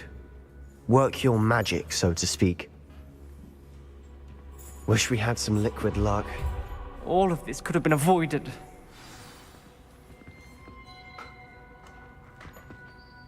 Ominous, I hadn't imagined we'd end up trapped like this. Salazar Slytherin did. He's to blame for many unimaginable things. I overheard you and Sebastian, and I won't do it. The Cruciatus curse is pure torture, I would know. Cứ bắn vào người tôi đi, Sebastian không told phải me a sợ little đâu. of what happened when you were young. Sounds as if you had no choice. Should have known he would have told you. And one always has a choice. I'm as guilty as the worst of my family. Unforgivable curses won't work unless you really mean them. I had to want to cause pain, and for that I shall never forgive myself. Tôi phải muốn That gây ra nỗi spells đau the thì reason cái I câu thần have no chú đấy nó mới family hoạt động left. được. You and Sebastian will need to sort out another solution. If you cast Crucio, you will regret it Thế thì dạy tôi forever. đi, dạy tôi que cái đấy đi. Thế là xong, vậy tôi bắn hộ cho. What do we do now? Ominous is not going to cast the Cruciatus curse again. Ridiculous.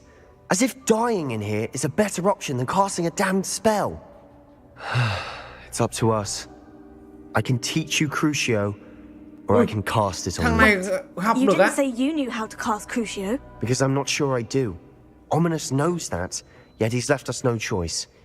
I don't yearn to follow in Noctua Gaunt's footsteps. I think I can cast it if I have to.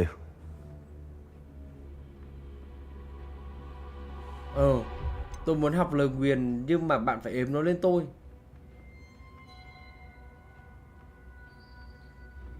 Ui, tôi sẽ yểm nó lên bạn. Vậy cái này khó thế.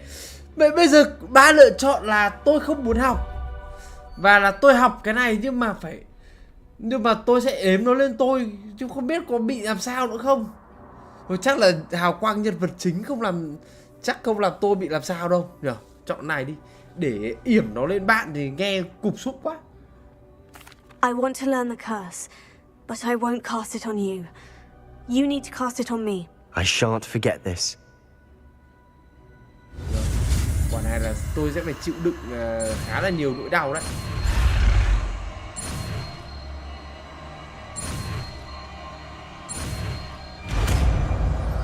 Đúng rồi, vậy chúng ta vậy là nhân vật chính vậy. Ready? I'm ready. Ui ui.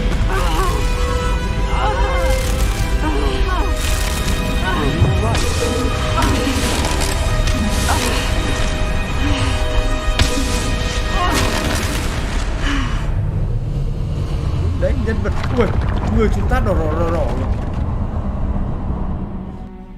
Không cần phải phân tích cái kia mà. Are you alright? Ôi, tôi suýt hiệu. It was excruciating, but I'll survive. Let's keep moving. We made it. We found Salazar Slytherin's scriptorium. I can't believe we're here. Đấy, tôi có máu cơ mà. Sebastian, Ominous, there's a book just here. You found something. Tôi có máu, tôi lo You gì. two go ahead. Let Bọn me này know bị what's in bắn it. vào I'll rồi wander bọn nó around. mẹo ngay. Đấy. Bọn nó mà bị bắn đâu, bọn chỉ có vậy là nằm đất thôi. Tôi thì không sao. Bọn này dính cái câu thần chú đấy thì chết chắc. Chuẩn bị mở Magenkyo Zarigan rồi. Revelio.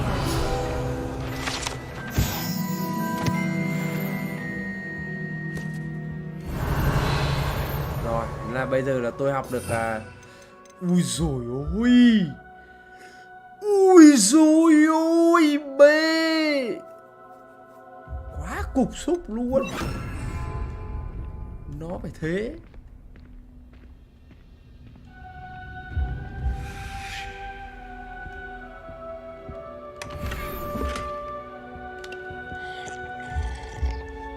Đúng rồi, cần gì phải phân tích. Main thì làm sao chết được. Main thì chết làm sao được. Điều đấy là điều hiển nhiên. What do you think? Looks like a spellbook of some kind. This is incredible. A Hogwarts founder's possession. Still can't believe Ominous never told me about his aunt and What will you do with Slytherin's spellbook? what I do with every book. Read it. Having professors as parents ingrained that habit early on. But I can do that later. For now, I say we explore this room. It's breathtaking. Revelio. Find a way out, please. I don't want to leave, but I owe you. Both of you. Without both of you, we'd never have made it this far. We were lucky. We could have died. We must swear never to do this again. Hèn thế, sợ cái gì? Tao bắn cho mày một phát cái phép này và cười cho mày hết nứng bây giờ đi. À đây. Đi vào đây hả? I see a way out. Best news I've heard all day. Ominous. About your aunt. Please, Sebastian. I meant what I said before. We swear right now never to engage in anything to do with dark magic again. Tao bắn cho mày một phát một người bây giờ này. I'm truly sorry about your aunt, Ominous. I suppose after all this I am grateful to know what happened to her. Thank you. Rồi, học xong phép ấy rồi. Khét lên. Ui, phép này không được dùng ở trong trường à? Vậy dùng ở trong trường nó cháy này em. Cái gì gu nào quá đê.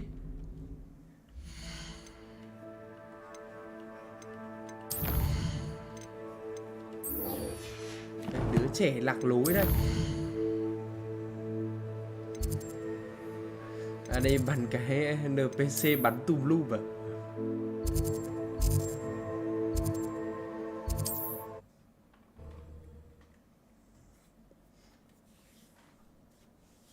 Phải ra ngoài test cái phép đấy mới được.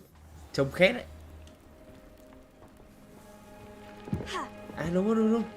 Tranh thủ up thiên phú vào nghệ thuật bóng tối thôi.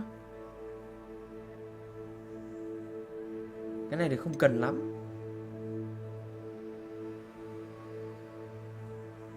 Ui.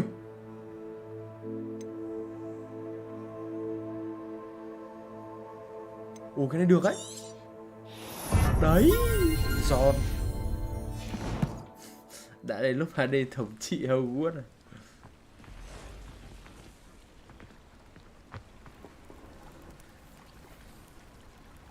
You are here. Good. Is this Mr. Bickle's home? I believe so. He supposedly has evidence against. Rồi, gặp cái ông ấy thôi. Where could Archie have gone?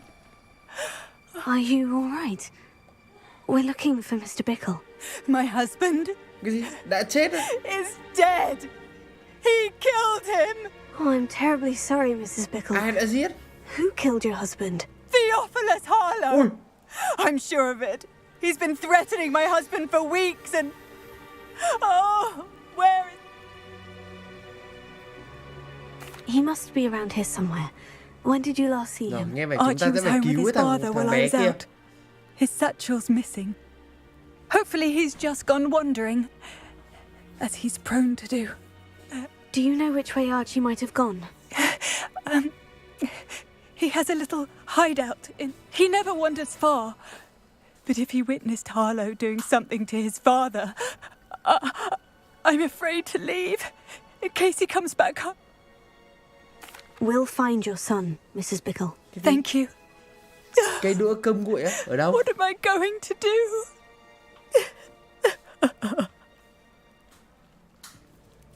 Please do not worry, Mrs. Bickle. We will bring... Không cần về cơm nguội, cơm heo rồi vẫn thống trị được tất. Cái đũa cơm nguội đấy là cái đũa như nào để. Đây, cái này trông cũng khá là giòn này.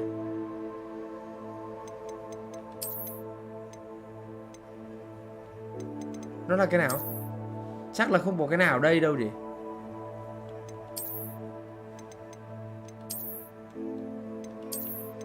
Cái này trông khá là ấy này. Khéo cái đũa chúng ta cầm đã là cây cơm nguội rồi.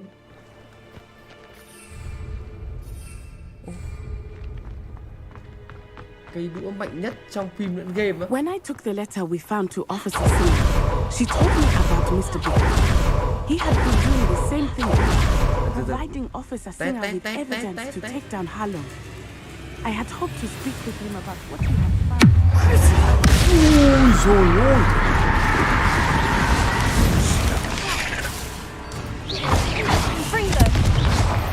Ui ôi. Đúng xịn mà. Chứ phải từ từ đi bán đã.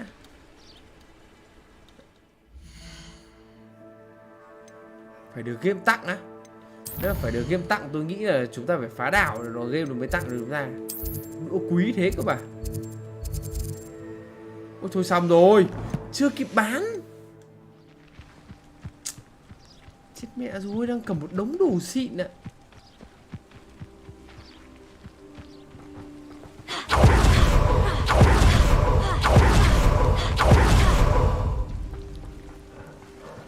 What did Officer Singer say about the letter you sent her?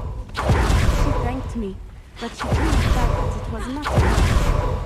It is a shame that hippogriffs cannot speak. Your friend Highwing could provide all the evidence against Harlow that we need. We will need something more. This must be little Archie's hideout. That's Mrs. Pickle. Phun bố nó rồi. Quên nãy không đi bán đấy kia mà. Một đống tiền đấy.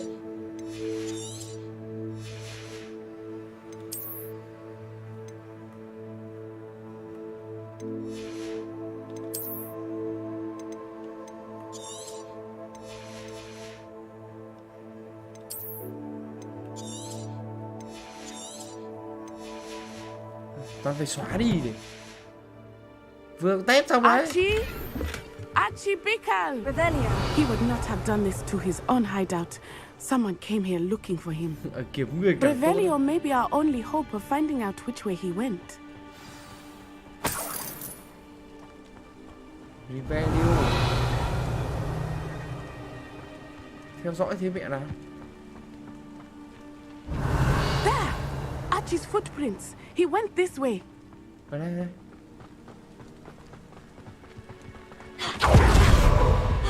I thought we would have found Archie by now.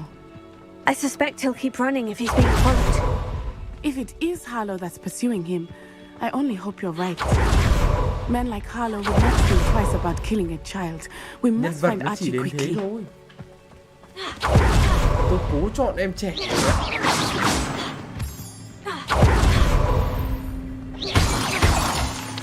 Nghe vẻ như là trong một chỗ này.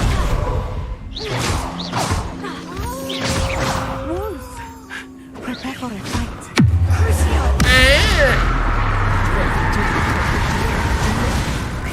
Chúng mày này.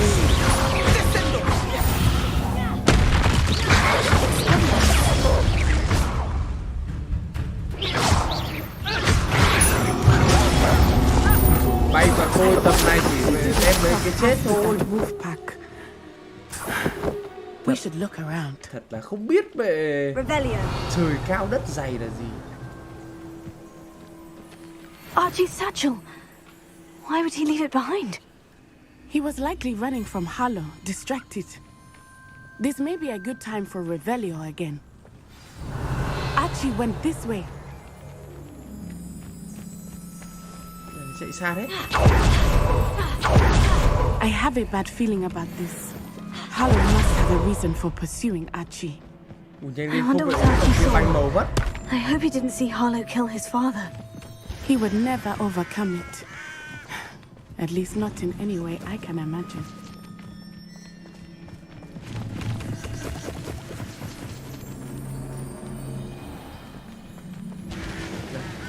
A fork in the road. We will need Revelio again. Revelio. Multiple sets of footprints. Oh, Harlow caught up to him here. This is not good. They went this way. Con này chạy nhanh lên. Chạy chậm đi. Chạy nhanh như tôi. Gì đây?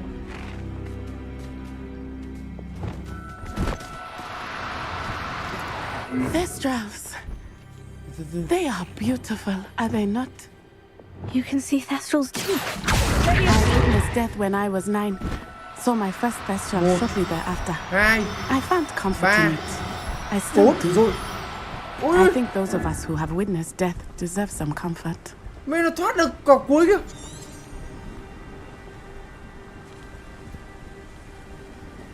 Thế nhỉ, tóm trượt rồi.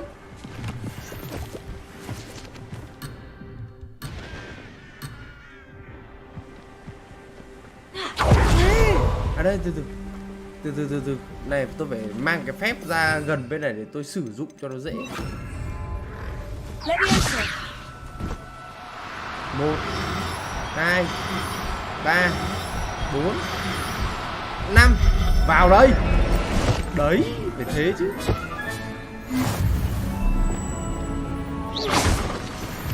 Bay cao quá. I'm sorry you experienced something like that at so young an age. Ui, I con này was màu with my khác, con father này when màu he khác. died. My mother was away, and I felt quite helpless. It was a long time ago in some ways, but in other ways, it seems like it was only yesterday. I still see him so clearly. I must miss him. My father was a wonderful man. Let us keep moving. We must find Archie.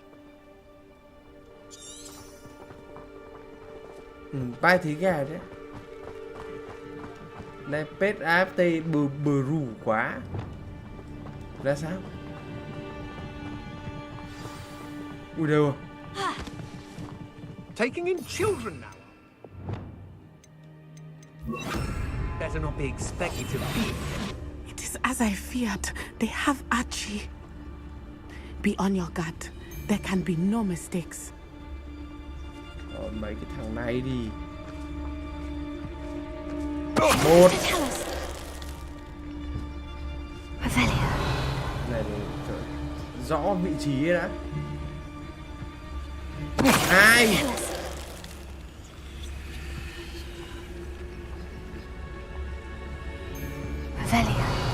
mấy thằng đây.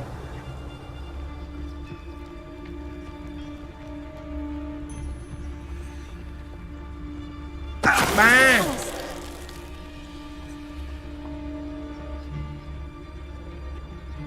rồi. Đi thật nhẹ, bước thật êm nào.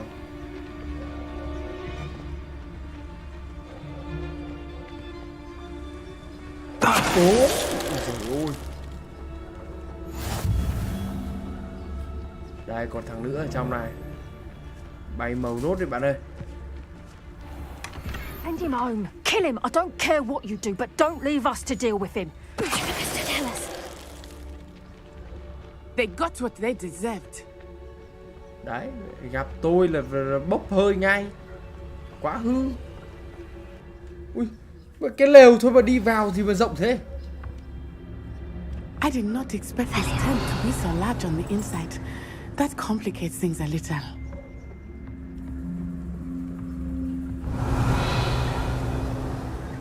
Cái lều bé tí mà đi vào vậy rộng đùng đoàng. You don't think he saw it happen, do you?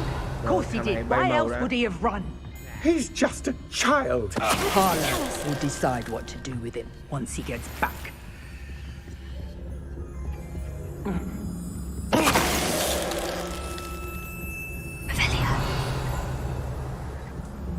Chỗ này đông hơn này.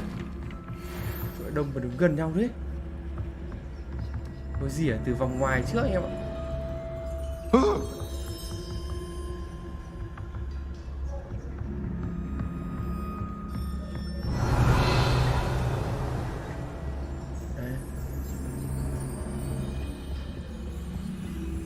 Một cháu kìa, thằng kia nó gọi tôi kìa. Rồi, thằng này nữa. Not especially quiet, are you? Đi ra, đi ra.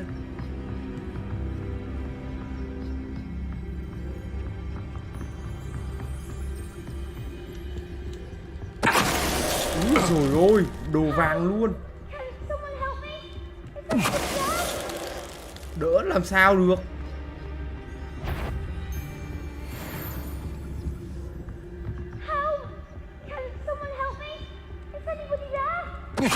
Úi dồi ôi, bốc hơi.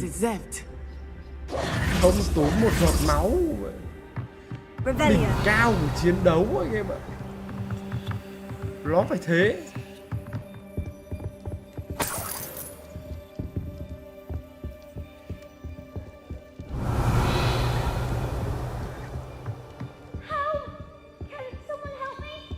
Rồi, đợi tí, check đồ đã.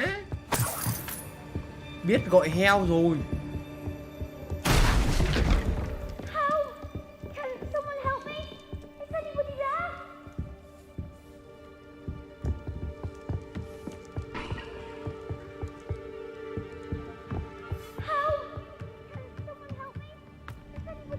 Revelio.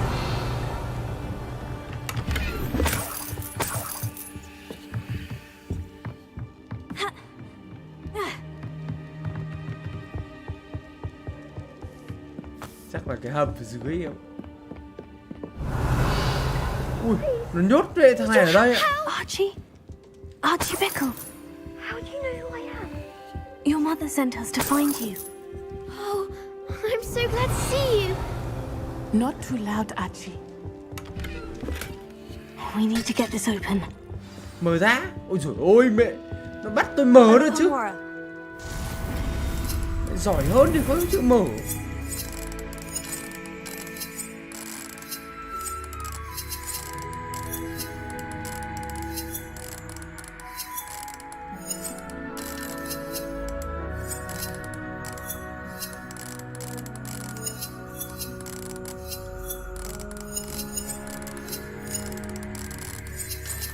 Ủa đây, từ từ. Đây rồi. Ui rồi, một hit. Quá ngon luôn. Đúng cái đầu tiên của chuẩn. A man called Harlow. He killed my father. We're so sorry, Archie. We won't let him get away with it. But first we need to get you home to your mother. Thank you for saving me. We wouldn't have it any other way, Archie. Now, let's get you home. We know a safe way back. Đưa thằng này về nhà. Thành công.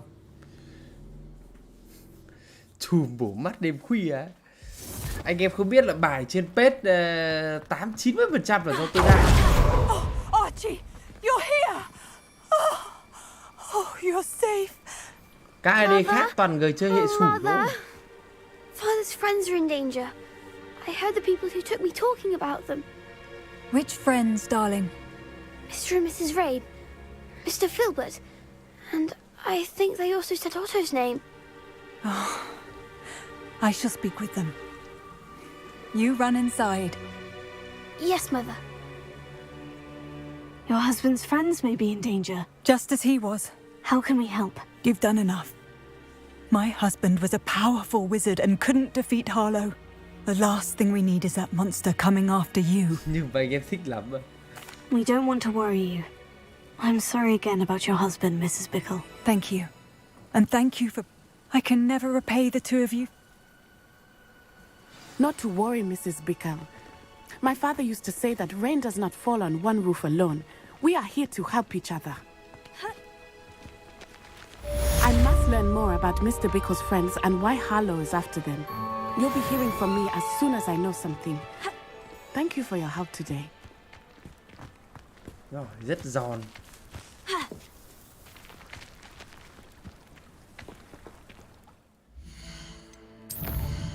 Đây, quay lại con đường đây.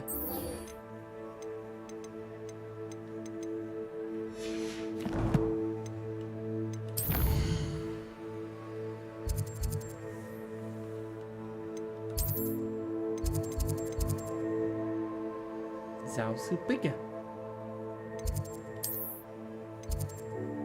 Hy kết này. Pick đây.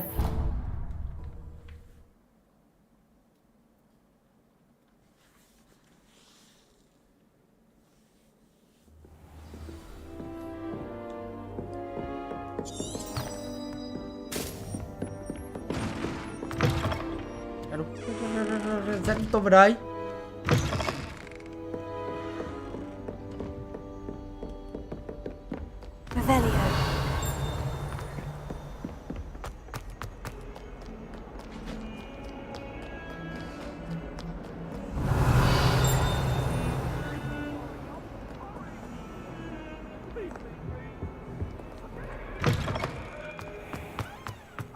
À, đi đến Mad Chamber. Đi đến Mad Chamber. Đây, vào cái phòng bí mật này này là ra luôn.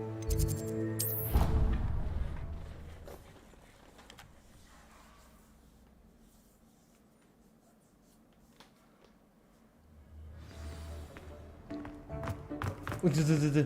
Bán đồ đã.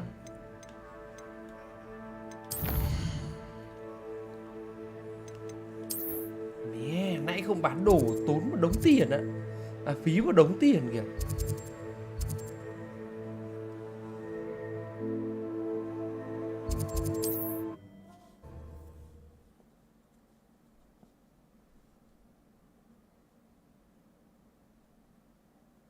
How nice to see you, my young friend.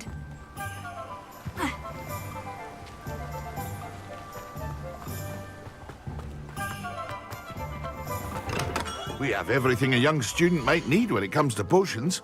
Have a good look around. A wise decision. Thank you. Đấy, một đống tiền này.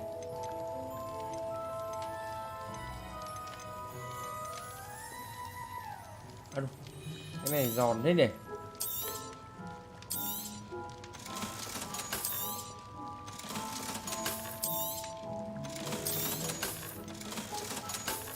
Vậy, áo cũng xịn hơn thì áo cũ đâu mà.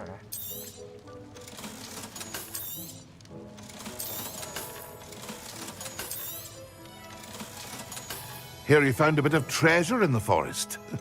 Was never one for adventure myself. Ui, thế thì khả năng dùng cái này còn hơn. Tăng sát thương cho mục tiêu bị nguyền rủa.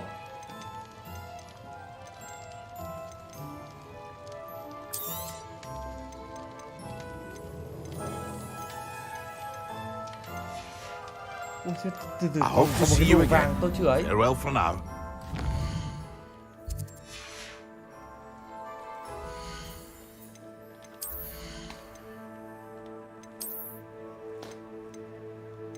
Đây, lấy cái găng tay này.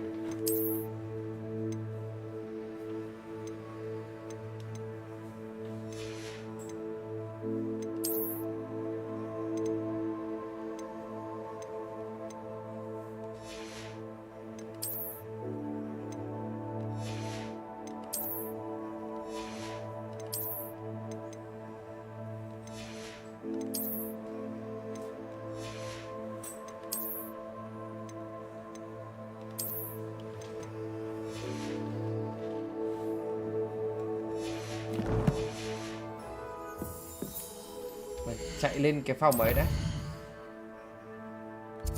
Từ bán luôn cái găng tay cũ đi. What can I do for you today? Đây, bán luôn cái găng này đi.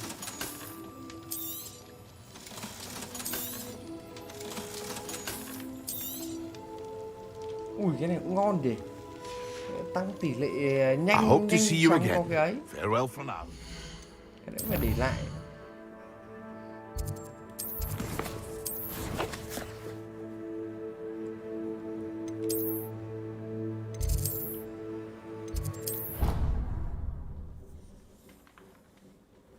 Rồi, xem là cái đồ này là đồ gì.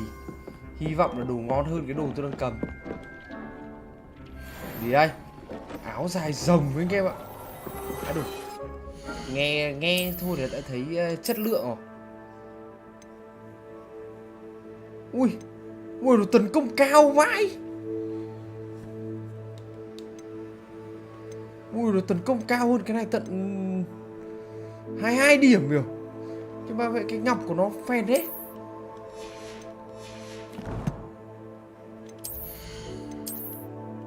Cái ngọc của nó vậy phe nẻ thế để.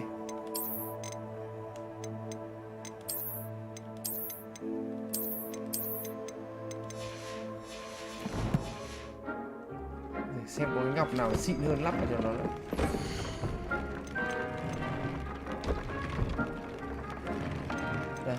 Đây, có tăng sát thương mục tiêu nguyền rủa này.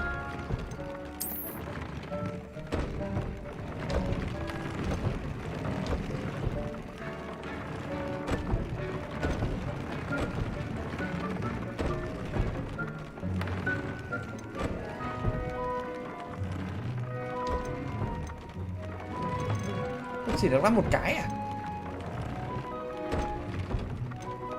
À, lại có từng cái đặc điểm nữa cả vậy. Ui, trời, chết mẹ rồi.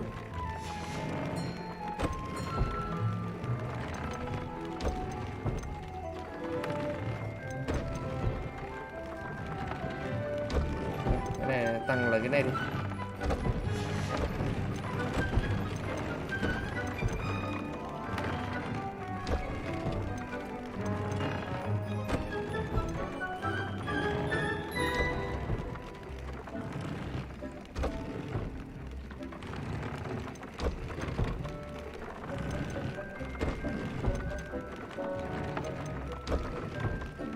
Tạm cái này vậy.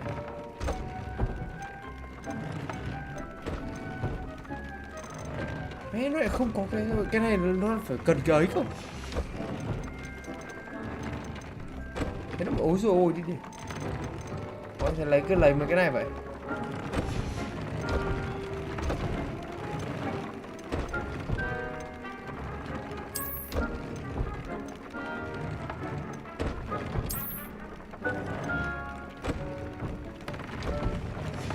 Rồi, giòn đấy.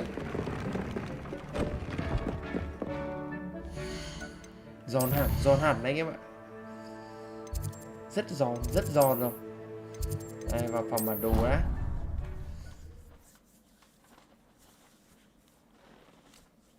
Đấy, áp cho một đống cấp. Đồ toàn đồ xịn.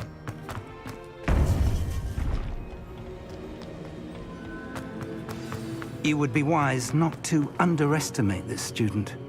Their aptitude for magic is beyond anything I've ever seen, and I've been teaching a long time. It is a joy to have such a student. It can be. There you are. I received your owl. I was able to speak with Lodgok, the goblin I mentioned before. What did you learn? He and Ranrock were close once, but they had a falling out. You believe he can be trusted? I believe he's trustworthy, yes. He seems sincere, and Sirona Ryan trusts him. Very well. Supposing he can be trusted, will he help us get to Ranrock? I retrieved a stolen helm that he hopes to return to Ranrock in order to regain his confidence. You have been busy. Let's hope your efforts result in our learning something about Ranrock's plans. Lodgok did mention that Ranrock is searching for something, but he couldn't say what. Perhaps that helm will yield some answers. Ranrock is searching for something. I feared as much. I've heard an unusual amount of activity, goblins and wizards, I surmise, when visiting my portrait at my castle. Rookwood Castle? My former residence, yes. That castle is also the location of your next trial. I'm sorry to tell you that Victor Rookwood, evidently your descendant, is a dark wizard in league with Ranrock. My descendant? A dark wizard? I'm afraid we've no time to waste. Despite the obstacles that clearly await you, you must get to Rookwood Castle immediately. Not only is it the location of the next trial, it is home to a source of power that would be devastating in the wrong hands. I do wish we had the luxury of time. However, I do not doubt your abilities. Find my portrait there as soon as you can. Lần này làm theo nhiệm vụ của ông này. Best of luck. No time to waste. I'll meet you at Rookwood Castle. Rồi, Rookwood. Quả này nghe vẻ là vào đấy đấm mồm với thằng kia. Rookwood luôn đấy.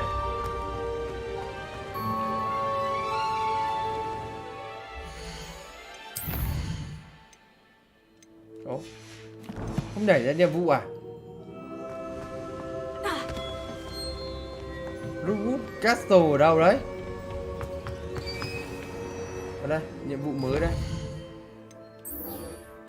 Phiên tòa Charlie Rookwood. Ui xa thế.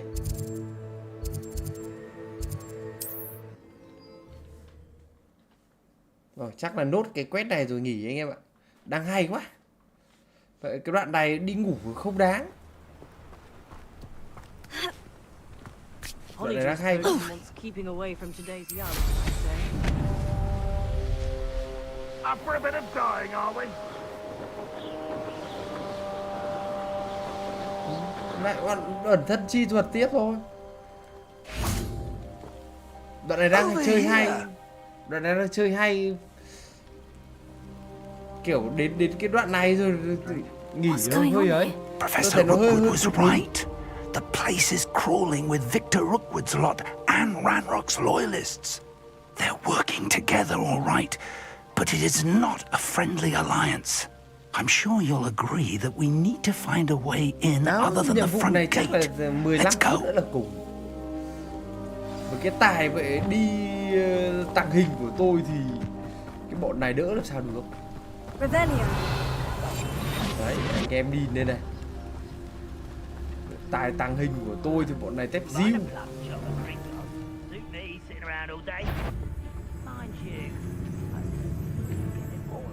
Thằng này nó đứng ở đây xử luôn.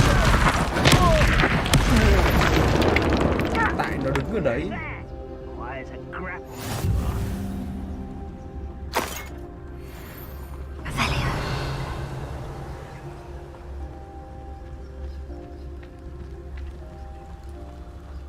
Absurd, isn't it? Ranrock wants us to find the child, but which child? We could take every child we find to Ranrock. Eventually we may get the right one. Cool.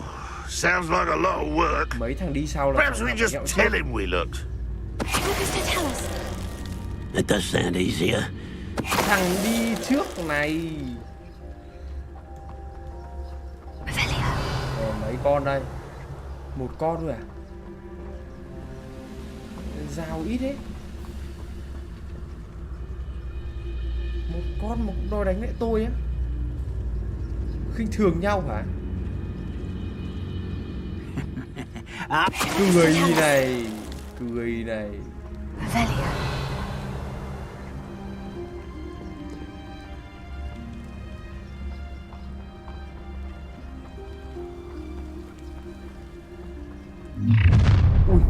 You can't stop Ranrock's rebellion.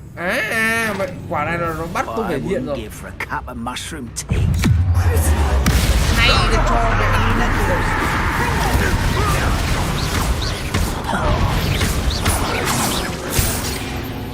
Đấy, láo à. Một khi mình đã học xong đầy đủ các thuật đắc ám rồi thì That's our way in. Leviosa.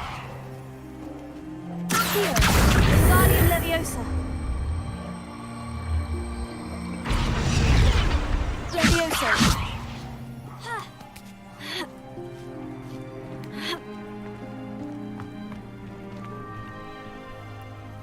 làm gì mà 3 giờ sáng? If I'd known your plan was to dig up half I wouldn't have to dig if you could simply manage to bring me the child. We wouldn't need the child if you hadn't sent a dragon to retrieve the container I spent months and countless ministry favors tracking.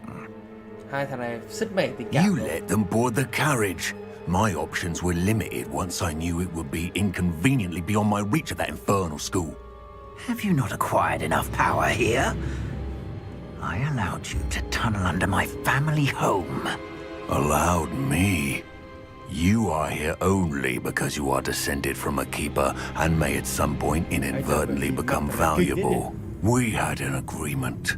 I will share with you the power that I discovered if you locate the stores of magic that are yet to be found. So, unless you want another demonstration of my power, a power that you one day hope to wield, bring me the child. Đúng là đồ thịt đấy.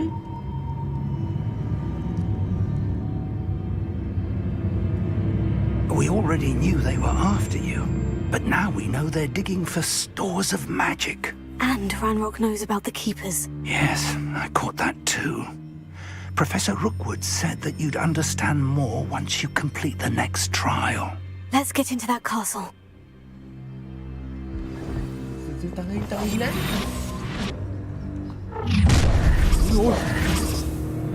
Any special words you want me to pass on to your mum?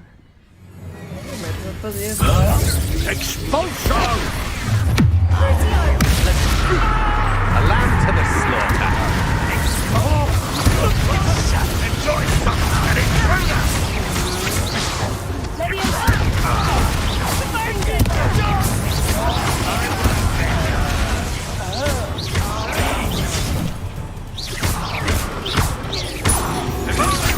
You're no match for me.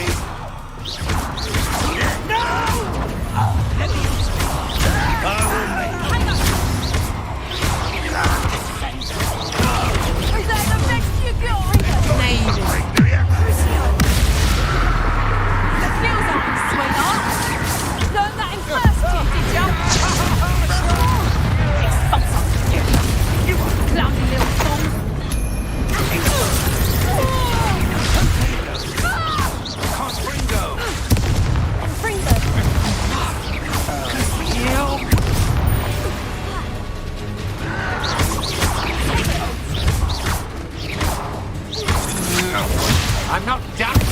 You don't believe you can defend me?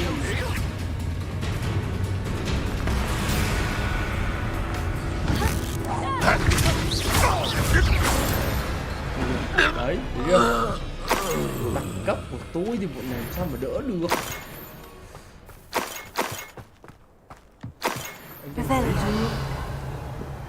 Ăn thịt thì có ngay. Tuổi gì?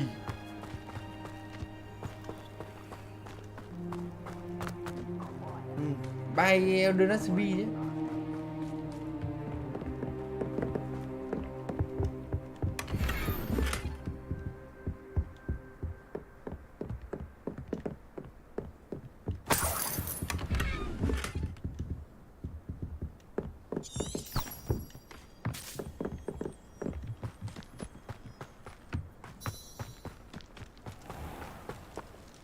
À đúng, cái này không cho mở từ trong thành à?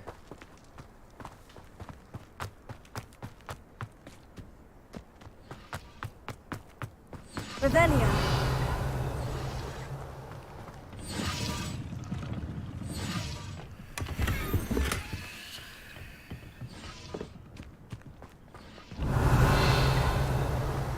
Đồng đấy, được tận 2 cái phép liền luôn mà.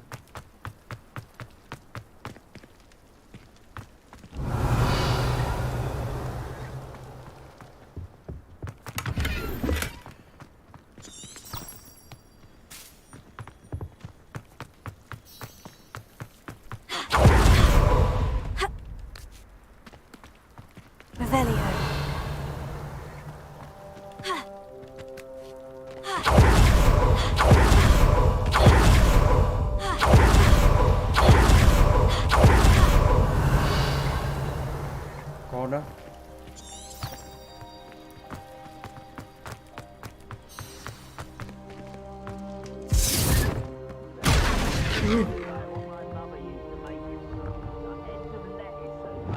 Chưa biết đâu. Ở đó. I suppose that's the quick way down. Cái gì đây?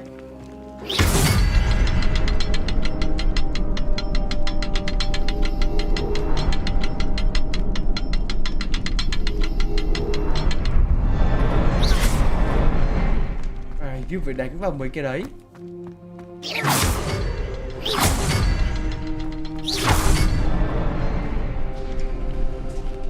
Đó, cửa dưới mở kìa. Revelio. Is there something to those symbols on the walls? Bên kia There nhiều is. được bên kia nhiều được. I've seen symbols like these before.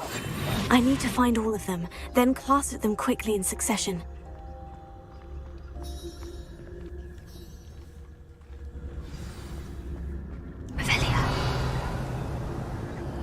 Goblin tracks. They're a step ahead of us. Let's see where they lead. Chỗ nào mà sao vậy? Trông ghê, trông đỏ rực này.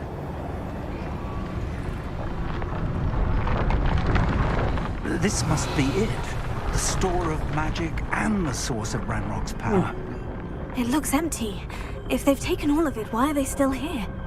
Ranrock said there's more to be found, and if he's right about that, it may or may not be located here. Wherever it is, we need to find it before they do. Where is that portrait?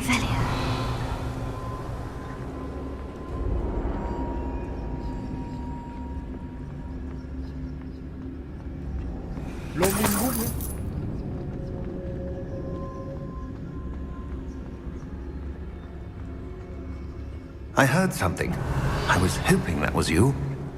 Ủa đây, cái bức vẽ đây này.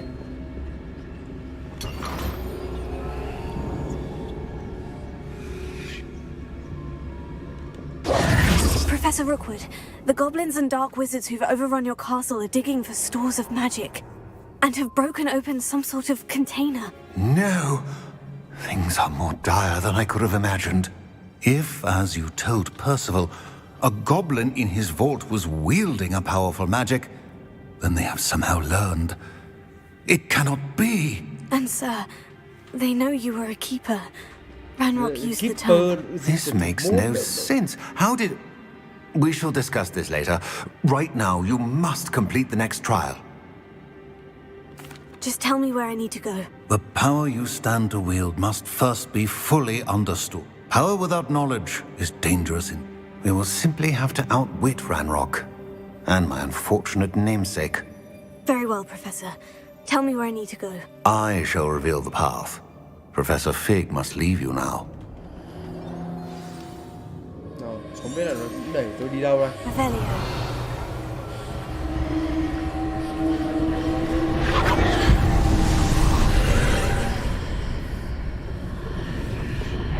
I would join you if I could. I shall await your arrival. Rồi, thằng kia nó bảo là nó không đi theo chúng ta được nên nó sẽ đợi chúng ta ở map chamber. Nên chúng ta phải tự đi vào đây một mình rồi.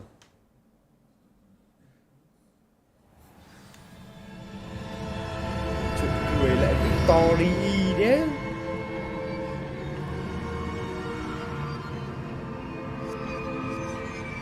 Revelio.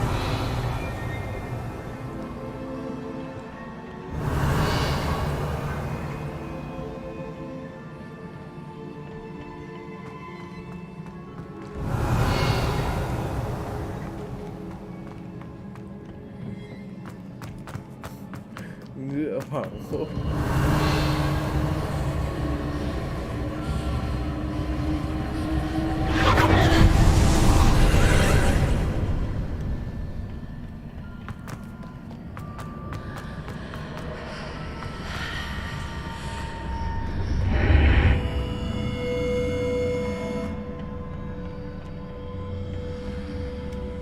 Cái gì? Cái này là lồng kính à?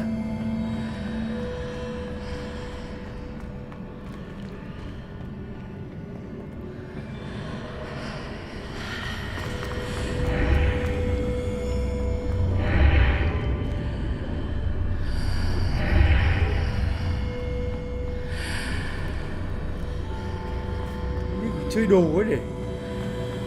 I need to reposition the plane to climb out of here. Perhaps the archway is the answer. À, cái này là ấy, phải đi vào khi mà nhìn thấy nó.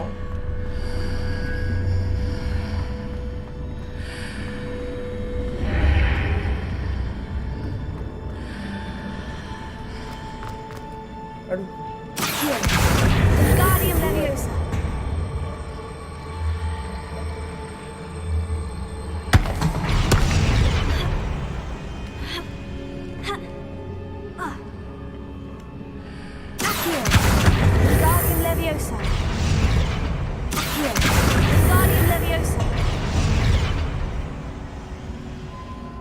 Rồi.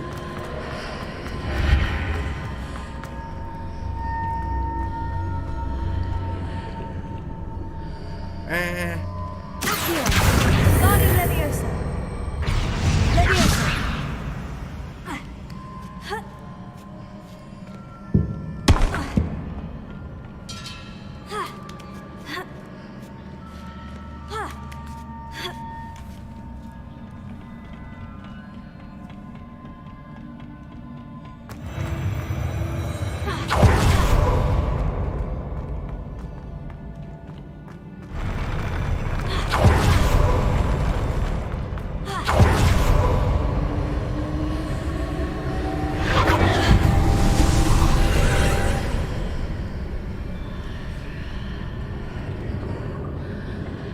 Cái gì?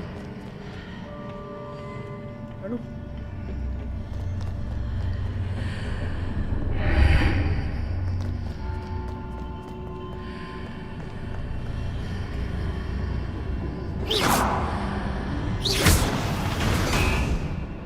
What? Cái gì ấy?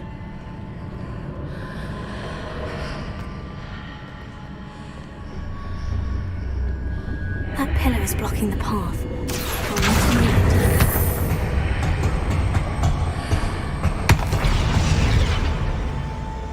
Oh, rồi.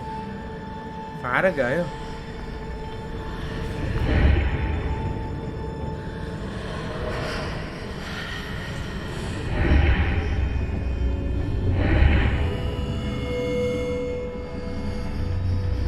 Không lấy được cái đồ này. Leviosa.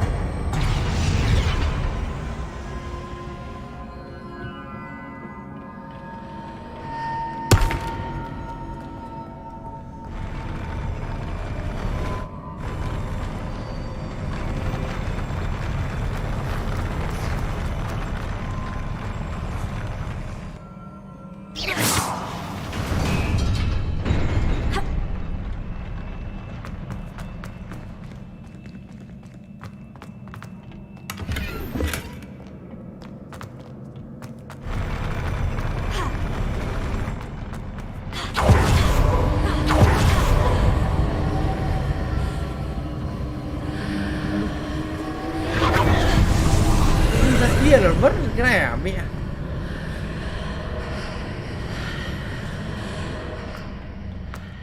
Ui, hình như có địch ở trước mặt kìa.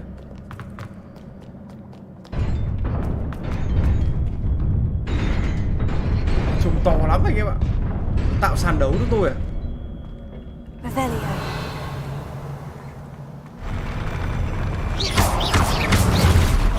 Ui đồng ấy.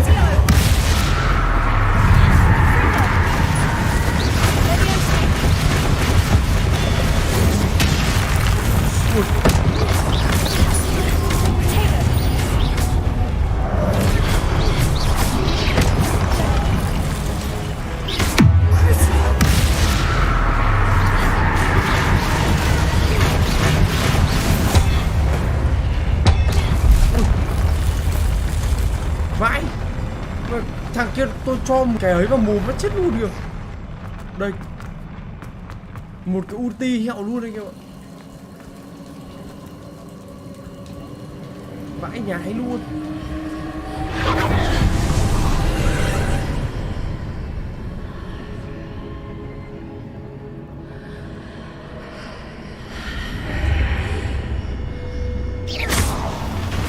I believe I need to proceed to the left here. But how?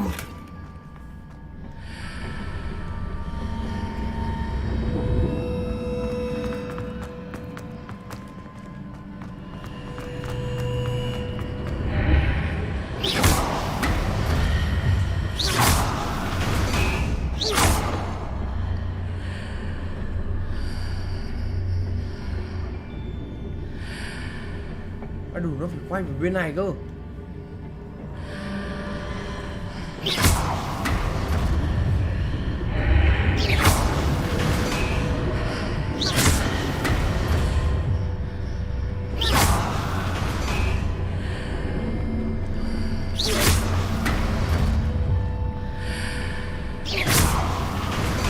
Ồ. Đi qua gương nó không rõ. Perhaps I've hit the mark on the far wall. That sort of thing has repositioned the archways in the past. Revelio.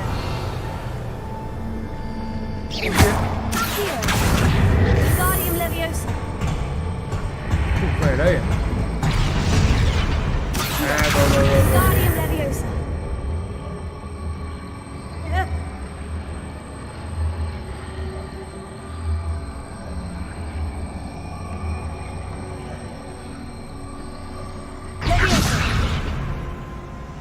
Ô kia.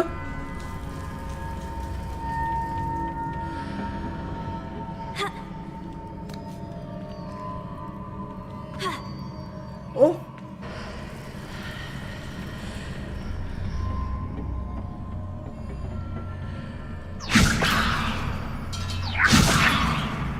Càng lúc nó càng rơi xuống ấy.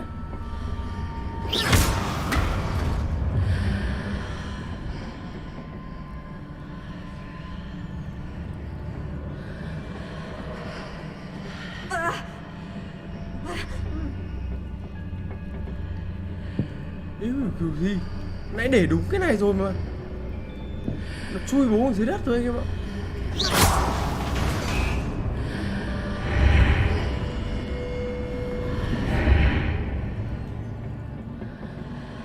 Đấy. Nó lặn ở kia thì bố ai mà lấy được nó lên.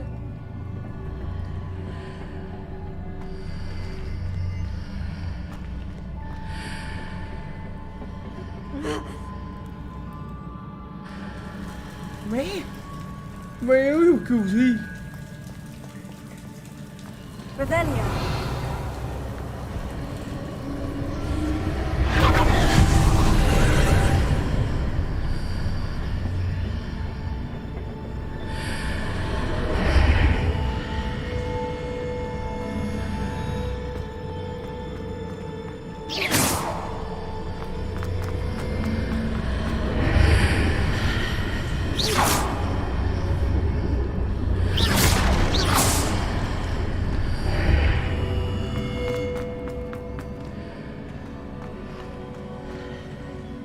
Bay cái tượng rồi sao?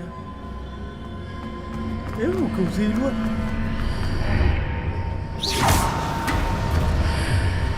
À từ. Đây, thế này xem ạ. Đây thử.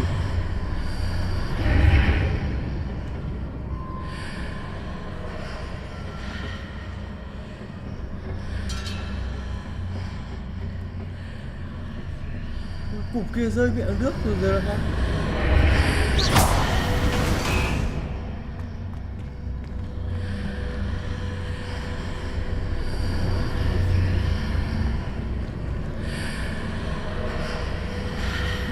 Nếu biết loại đi của gì luôn.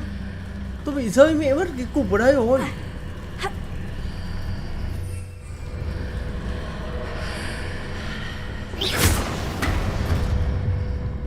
Rơi mẹ mất cái cục ở đây rồi.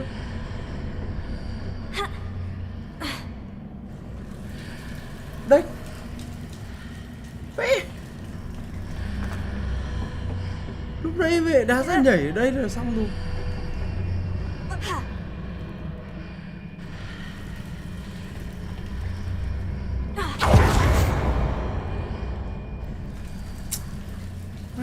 Thế nhỉ?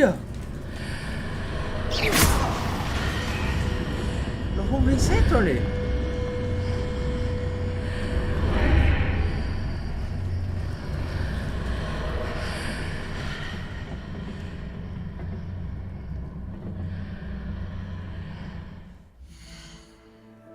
Bê, lỗi mẹ game rồi.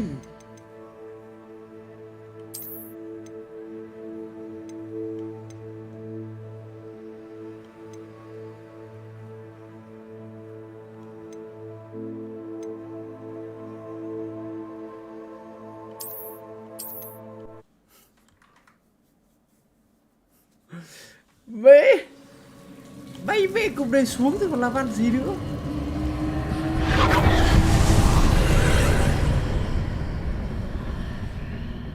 Đây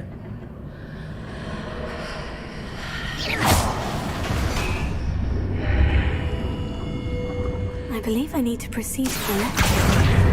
Ow. Đây.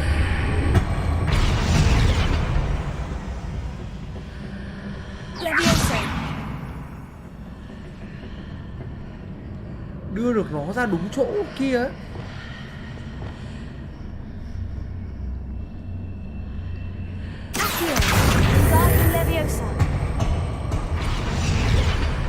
Ủa?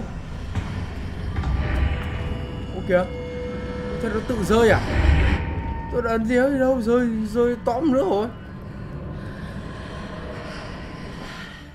Đấy.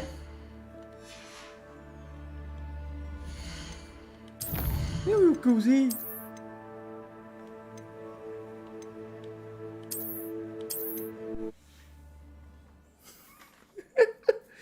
Bệ lừa vờ lờ. Cái Cả cử cái cục để bay sang yếu giờ tự bắn mẹ ra đấy.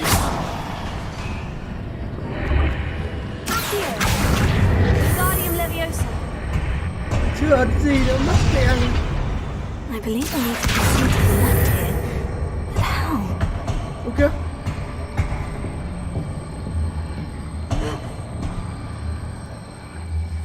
Tưởng vệ game như cu ấy nhỉ.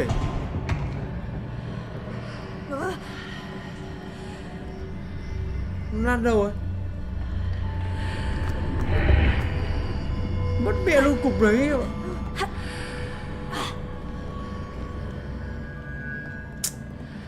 Cày thế. Sao nó bây giờ nó lại thế nhỉ?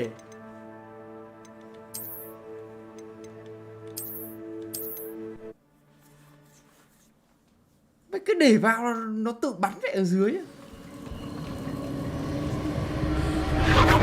Tôi phải lưu cái tiến trình này đã, không nhỡ tí mất đấy.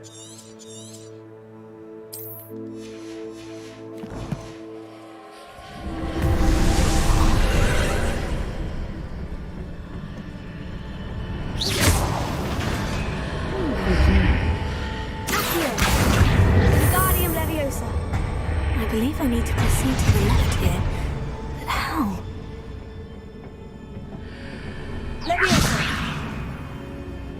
Đây, chỉ cần để được nó ra giữa không trung nữa này, để chúng ta có cái đòn bẩy để chúng ta nhảy kia.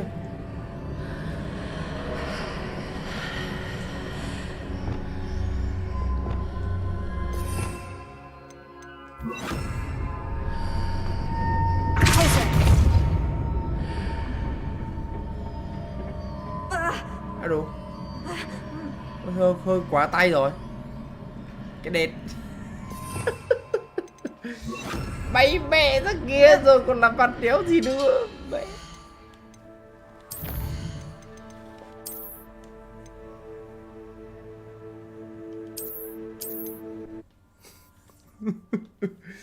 Yêu kiểu gì à mẹ.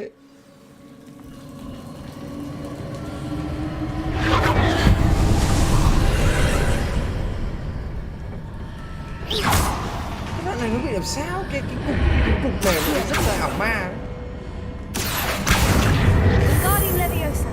I believe I need to proceed to the left here, but how?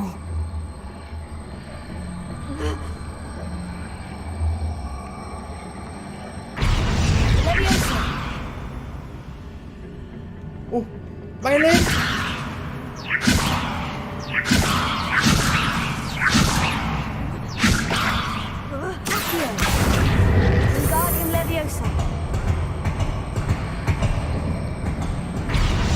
Nó bị điên hay sao ấy các bạn?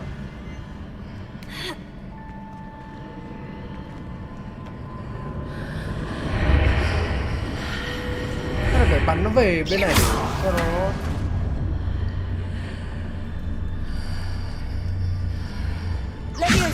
Perhaps I'm to hit the mark on the far wall.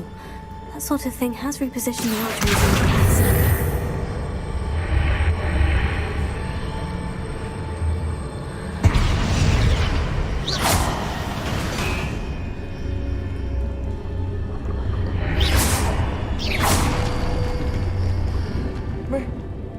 Để nào ấy kia mà.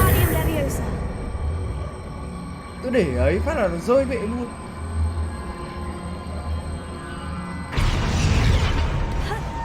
Ui dồi ôi mẹ để nó rơi mẹ dưới đất rồi. Chưa kịp nhảy lên ạ.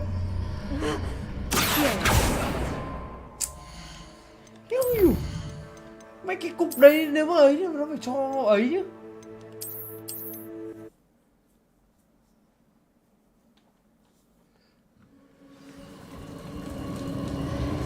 Đoạn này rất là ảo ma. Có mỗi một đường thôi mà. Mission thử nghiệm của Charlie Rookwood. Chắc là Challenge Charlie.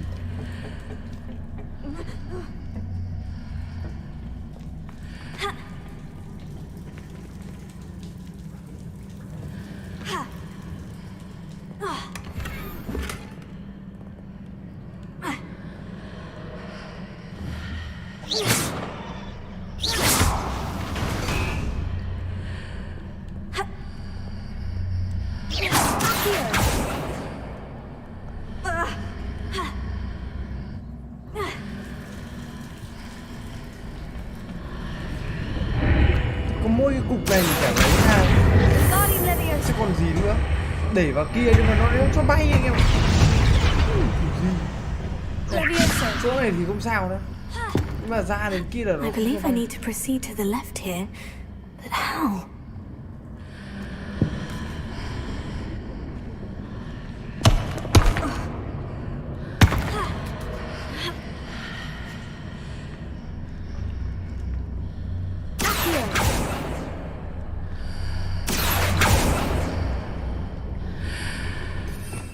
Revelio.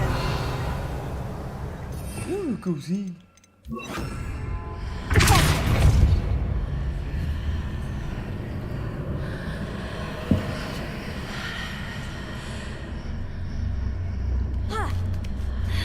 Sai chổi được thì tôi cần rất phải đứng đây.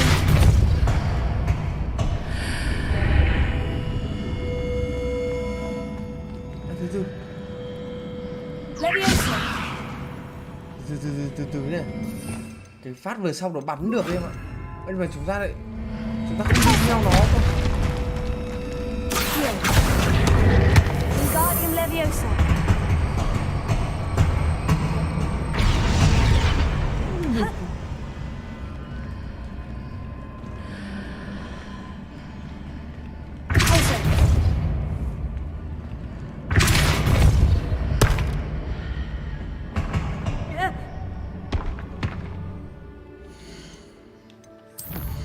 Dị dã man anh em.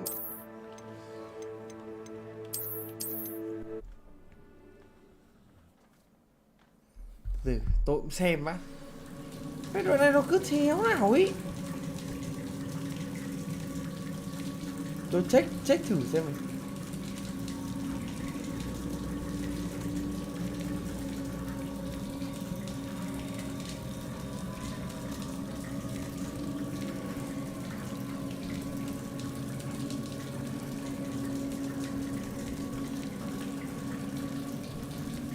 Đây, nó cũng đang đứng ở chỗ tôi đây.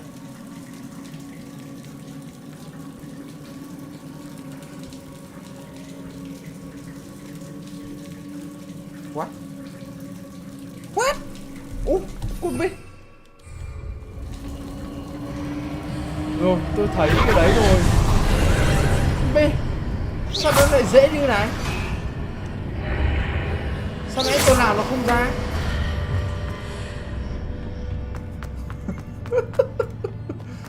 Hiểu kiểu gì ạ mẹ. Ảo thật đấy, nó lừa tôi kia bạn.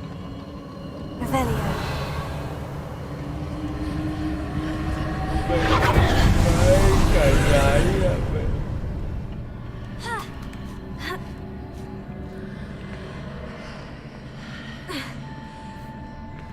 Game nó lừa.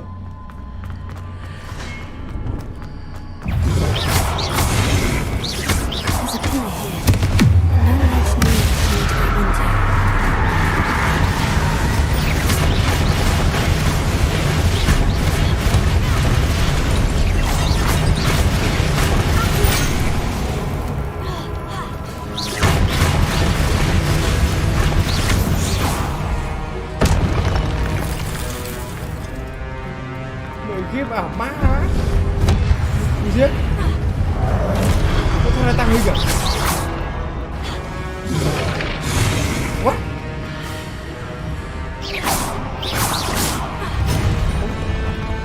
Nó không có cơ thể à?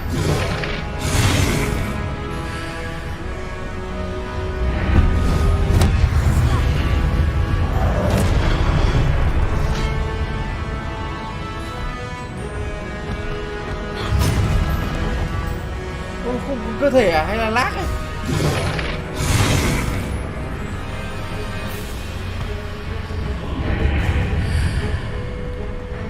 Ở đây.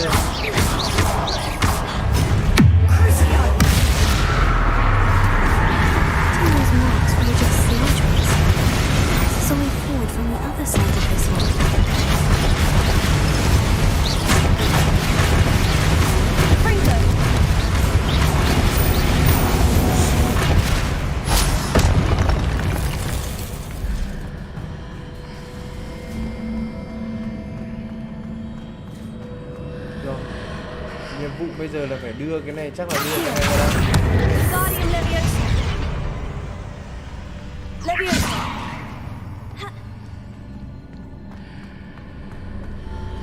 Nó có cái bụng ở trên đầu này.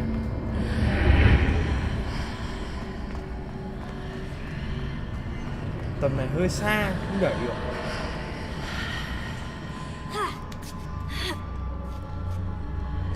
Revelio.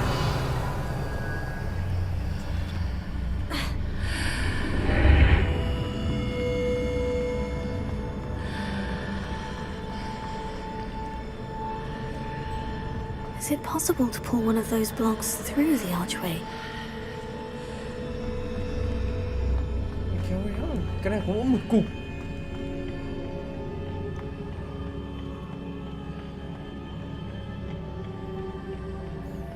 Mấy kia nó cao ấy.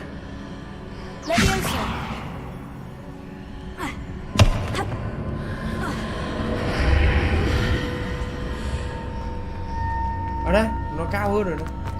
Ở đâu?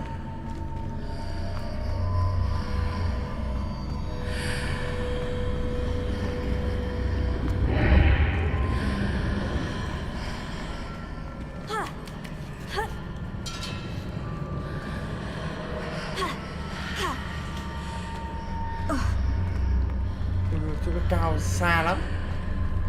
À không, nó vẫn đến đấy.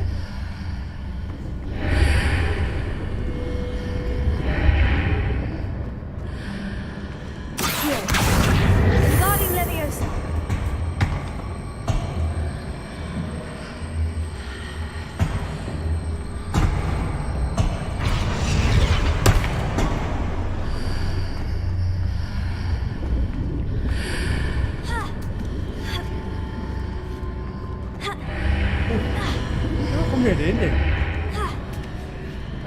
Có gì à? After pulling the block out through the archway, I can place it where it can be climbed on while on the other side of the archway.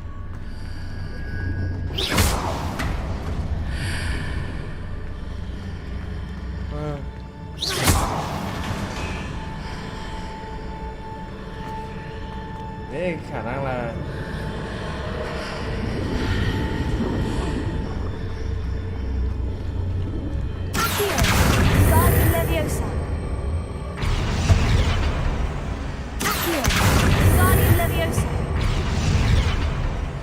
đang muốn cố nghỉ đấy.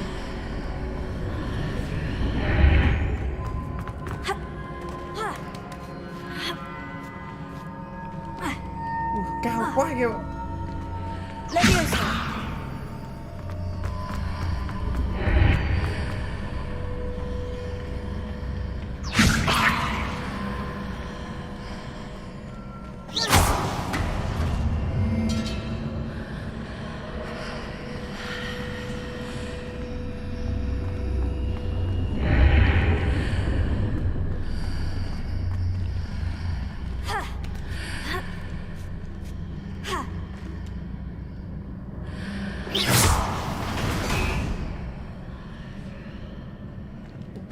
Làm sao mà để cái này cao hơn tí nữa nhỉ?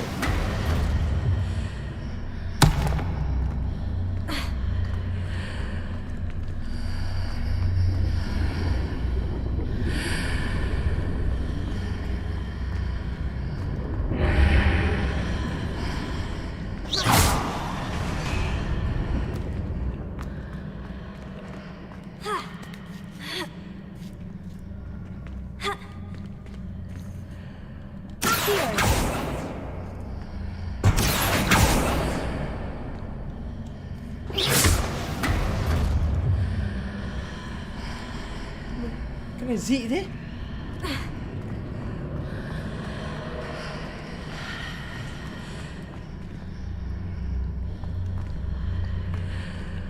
Để nào nó cũng không cao được bằng cái này kia bạn. Cái gì?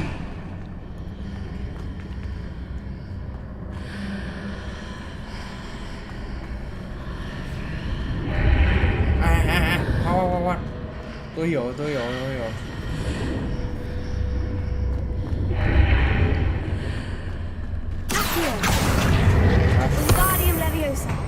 nó về đây này. Đưa về đây xong rồi trèo lên.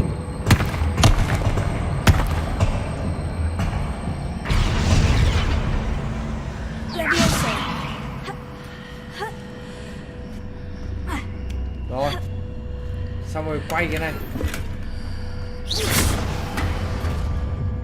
Úi dồi ôi, 10 điểm. 9,5 điểm luôn.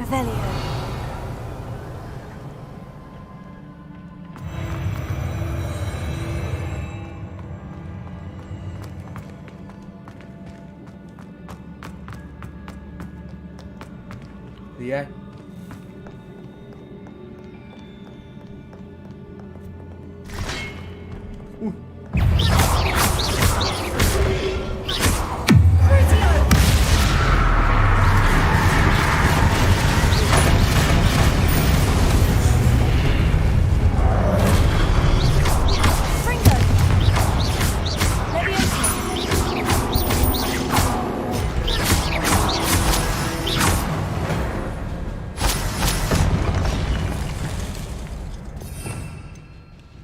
Chắc phải lấy thêm cái này thôi.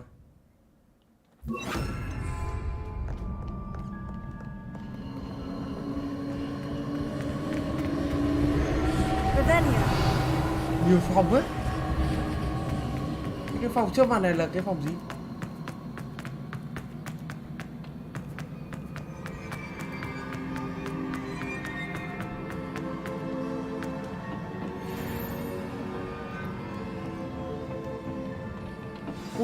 Sao nhiều phòng ấy nhỉ?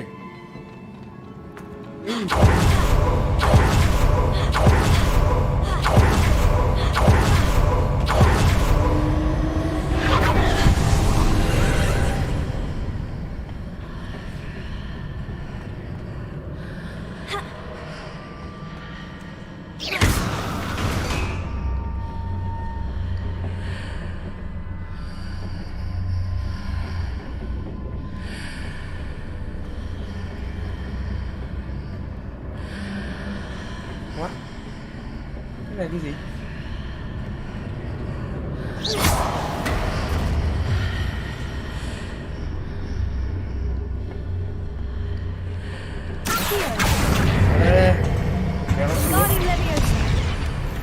Ui dồi ôi mẹ. Mẹ kéo được nó xuống thì đồ ở trong là cái đồ xanh ạ mẹ. Phèn đéo chịu được. Đây, chắc đây là cuối của thử thách rồi. Chắc là cái này là cuối thử thách em ạ.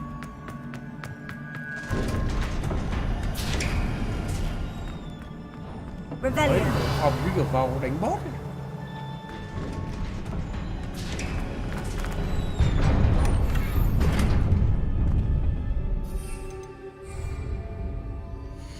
Phòng như kiểu vào đánh boss ấy.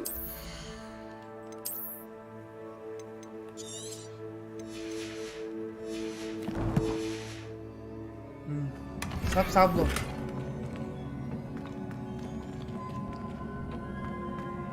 Đây, chắc là quả này đánh boss thật rồi.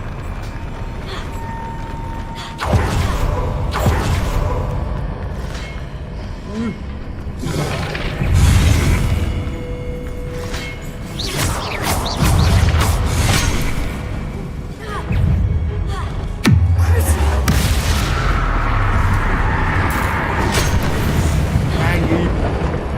Bay màu.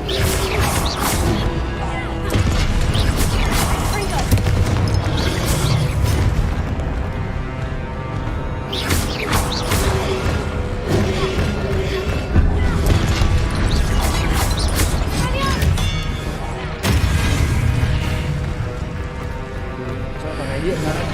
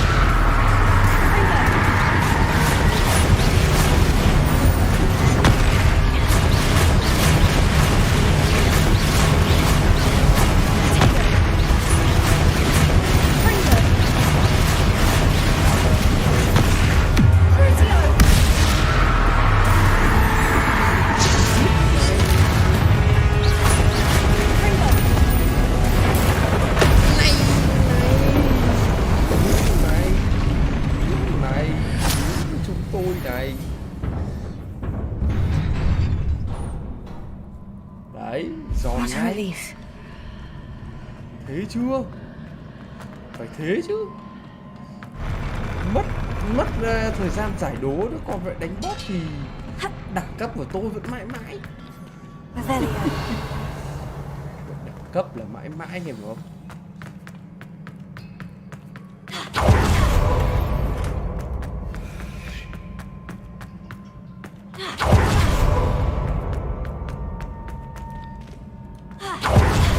Dù ai pha máu trắng cây vớ vẩn.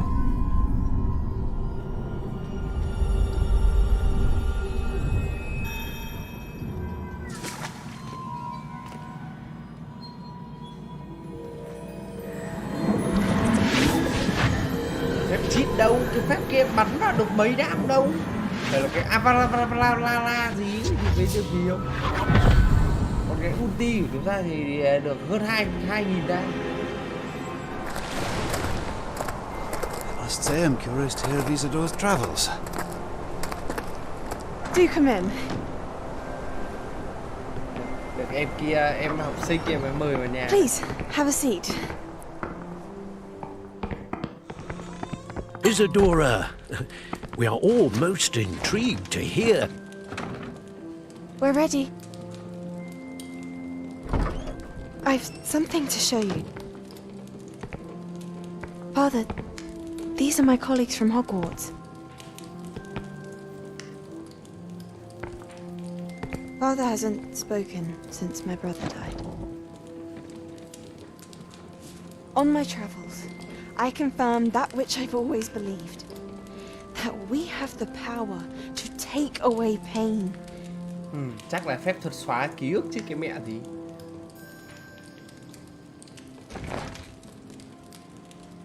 Lấy đi nỗi đau thì chỉ có xóa ký ức thôi. Isadora.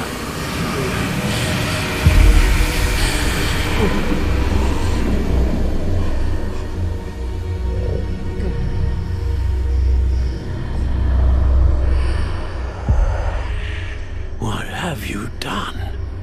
I took his pain.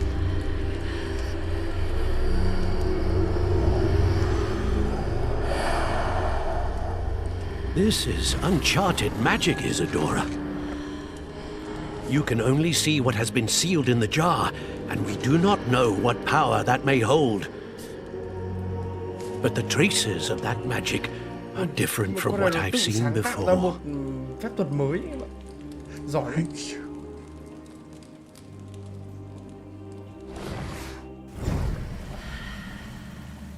Mà con kia siêu ấy.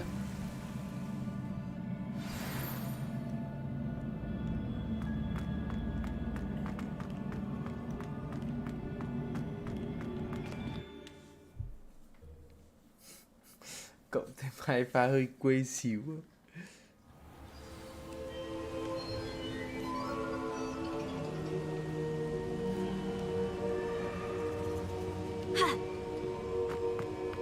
You're back.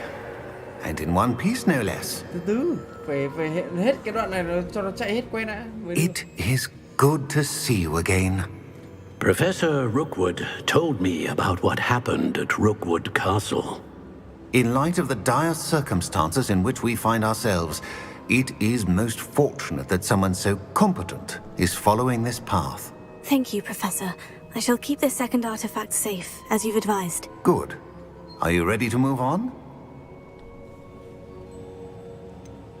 What was the glowing stand that Isadora pulled from her father's chest? It was pain. You will understand more about her actions as you complete the trials. I'm ready for whatever comes next. In that case, introductions are in order. Allow me to introduce former Hogwarts headmistress, Neve Fitzgerald.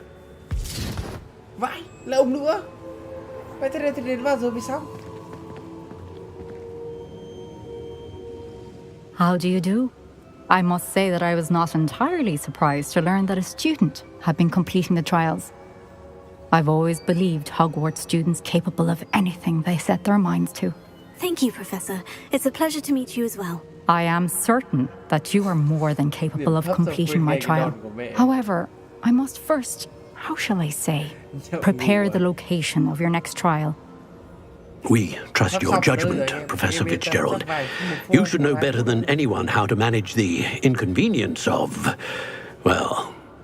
A vainglorious and exasperating headmaster? Indeed I should.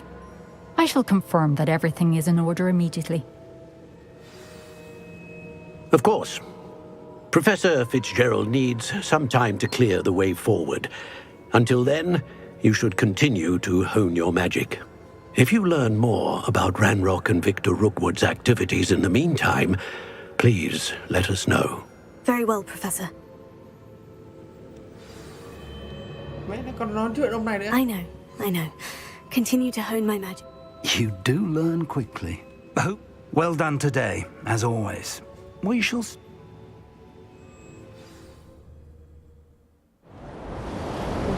Sang cutscene này. Hình như là đến mùa đông của Hogwarts hay sao?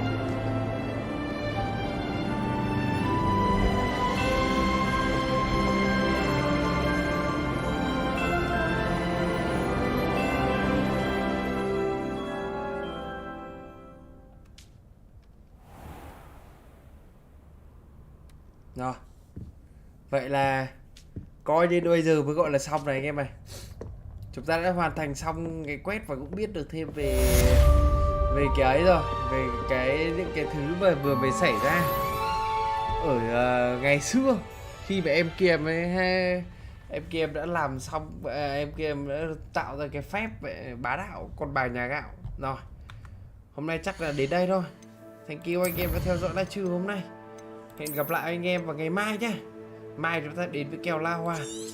Hy vọng là sẽ gặp được nhiều kèo dễ dàng. Rồi, bye anh em nha, chúc anh em ngủ ngon.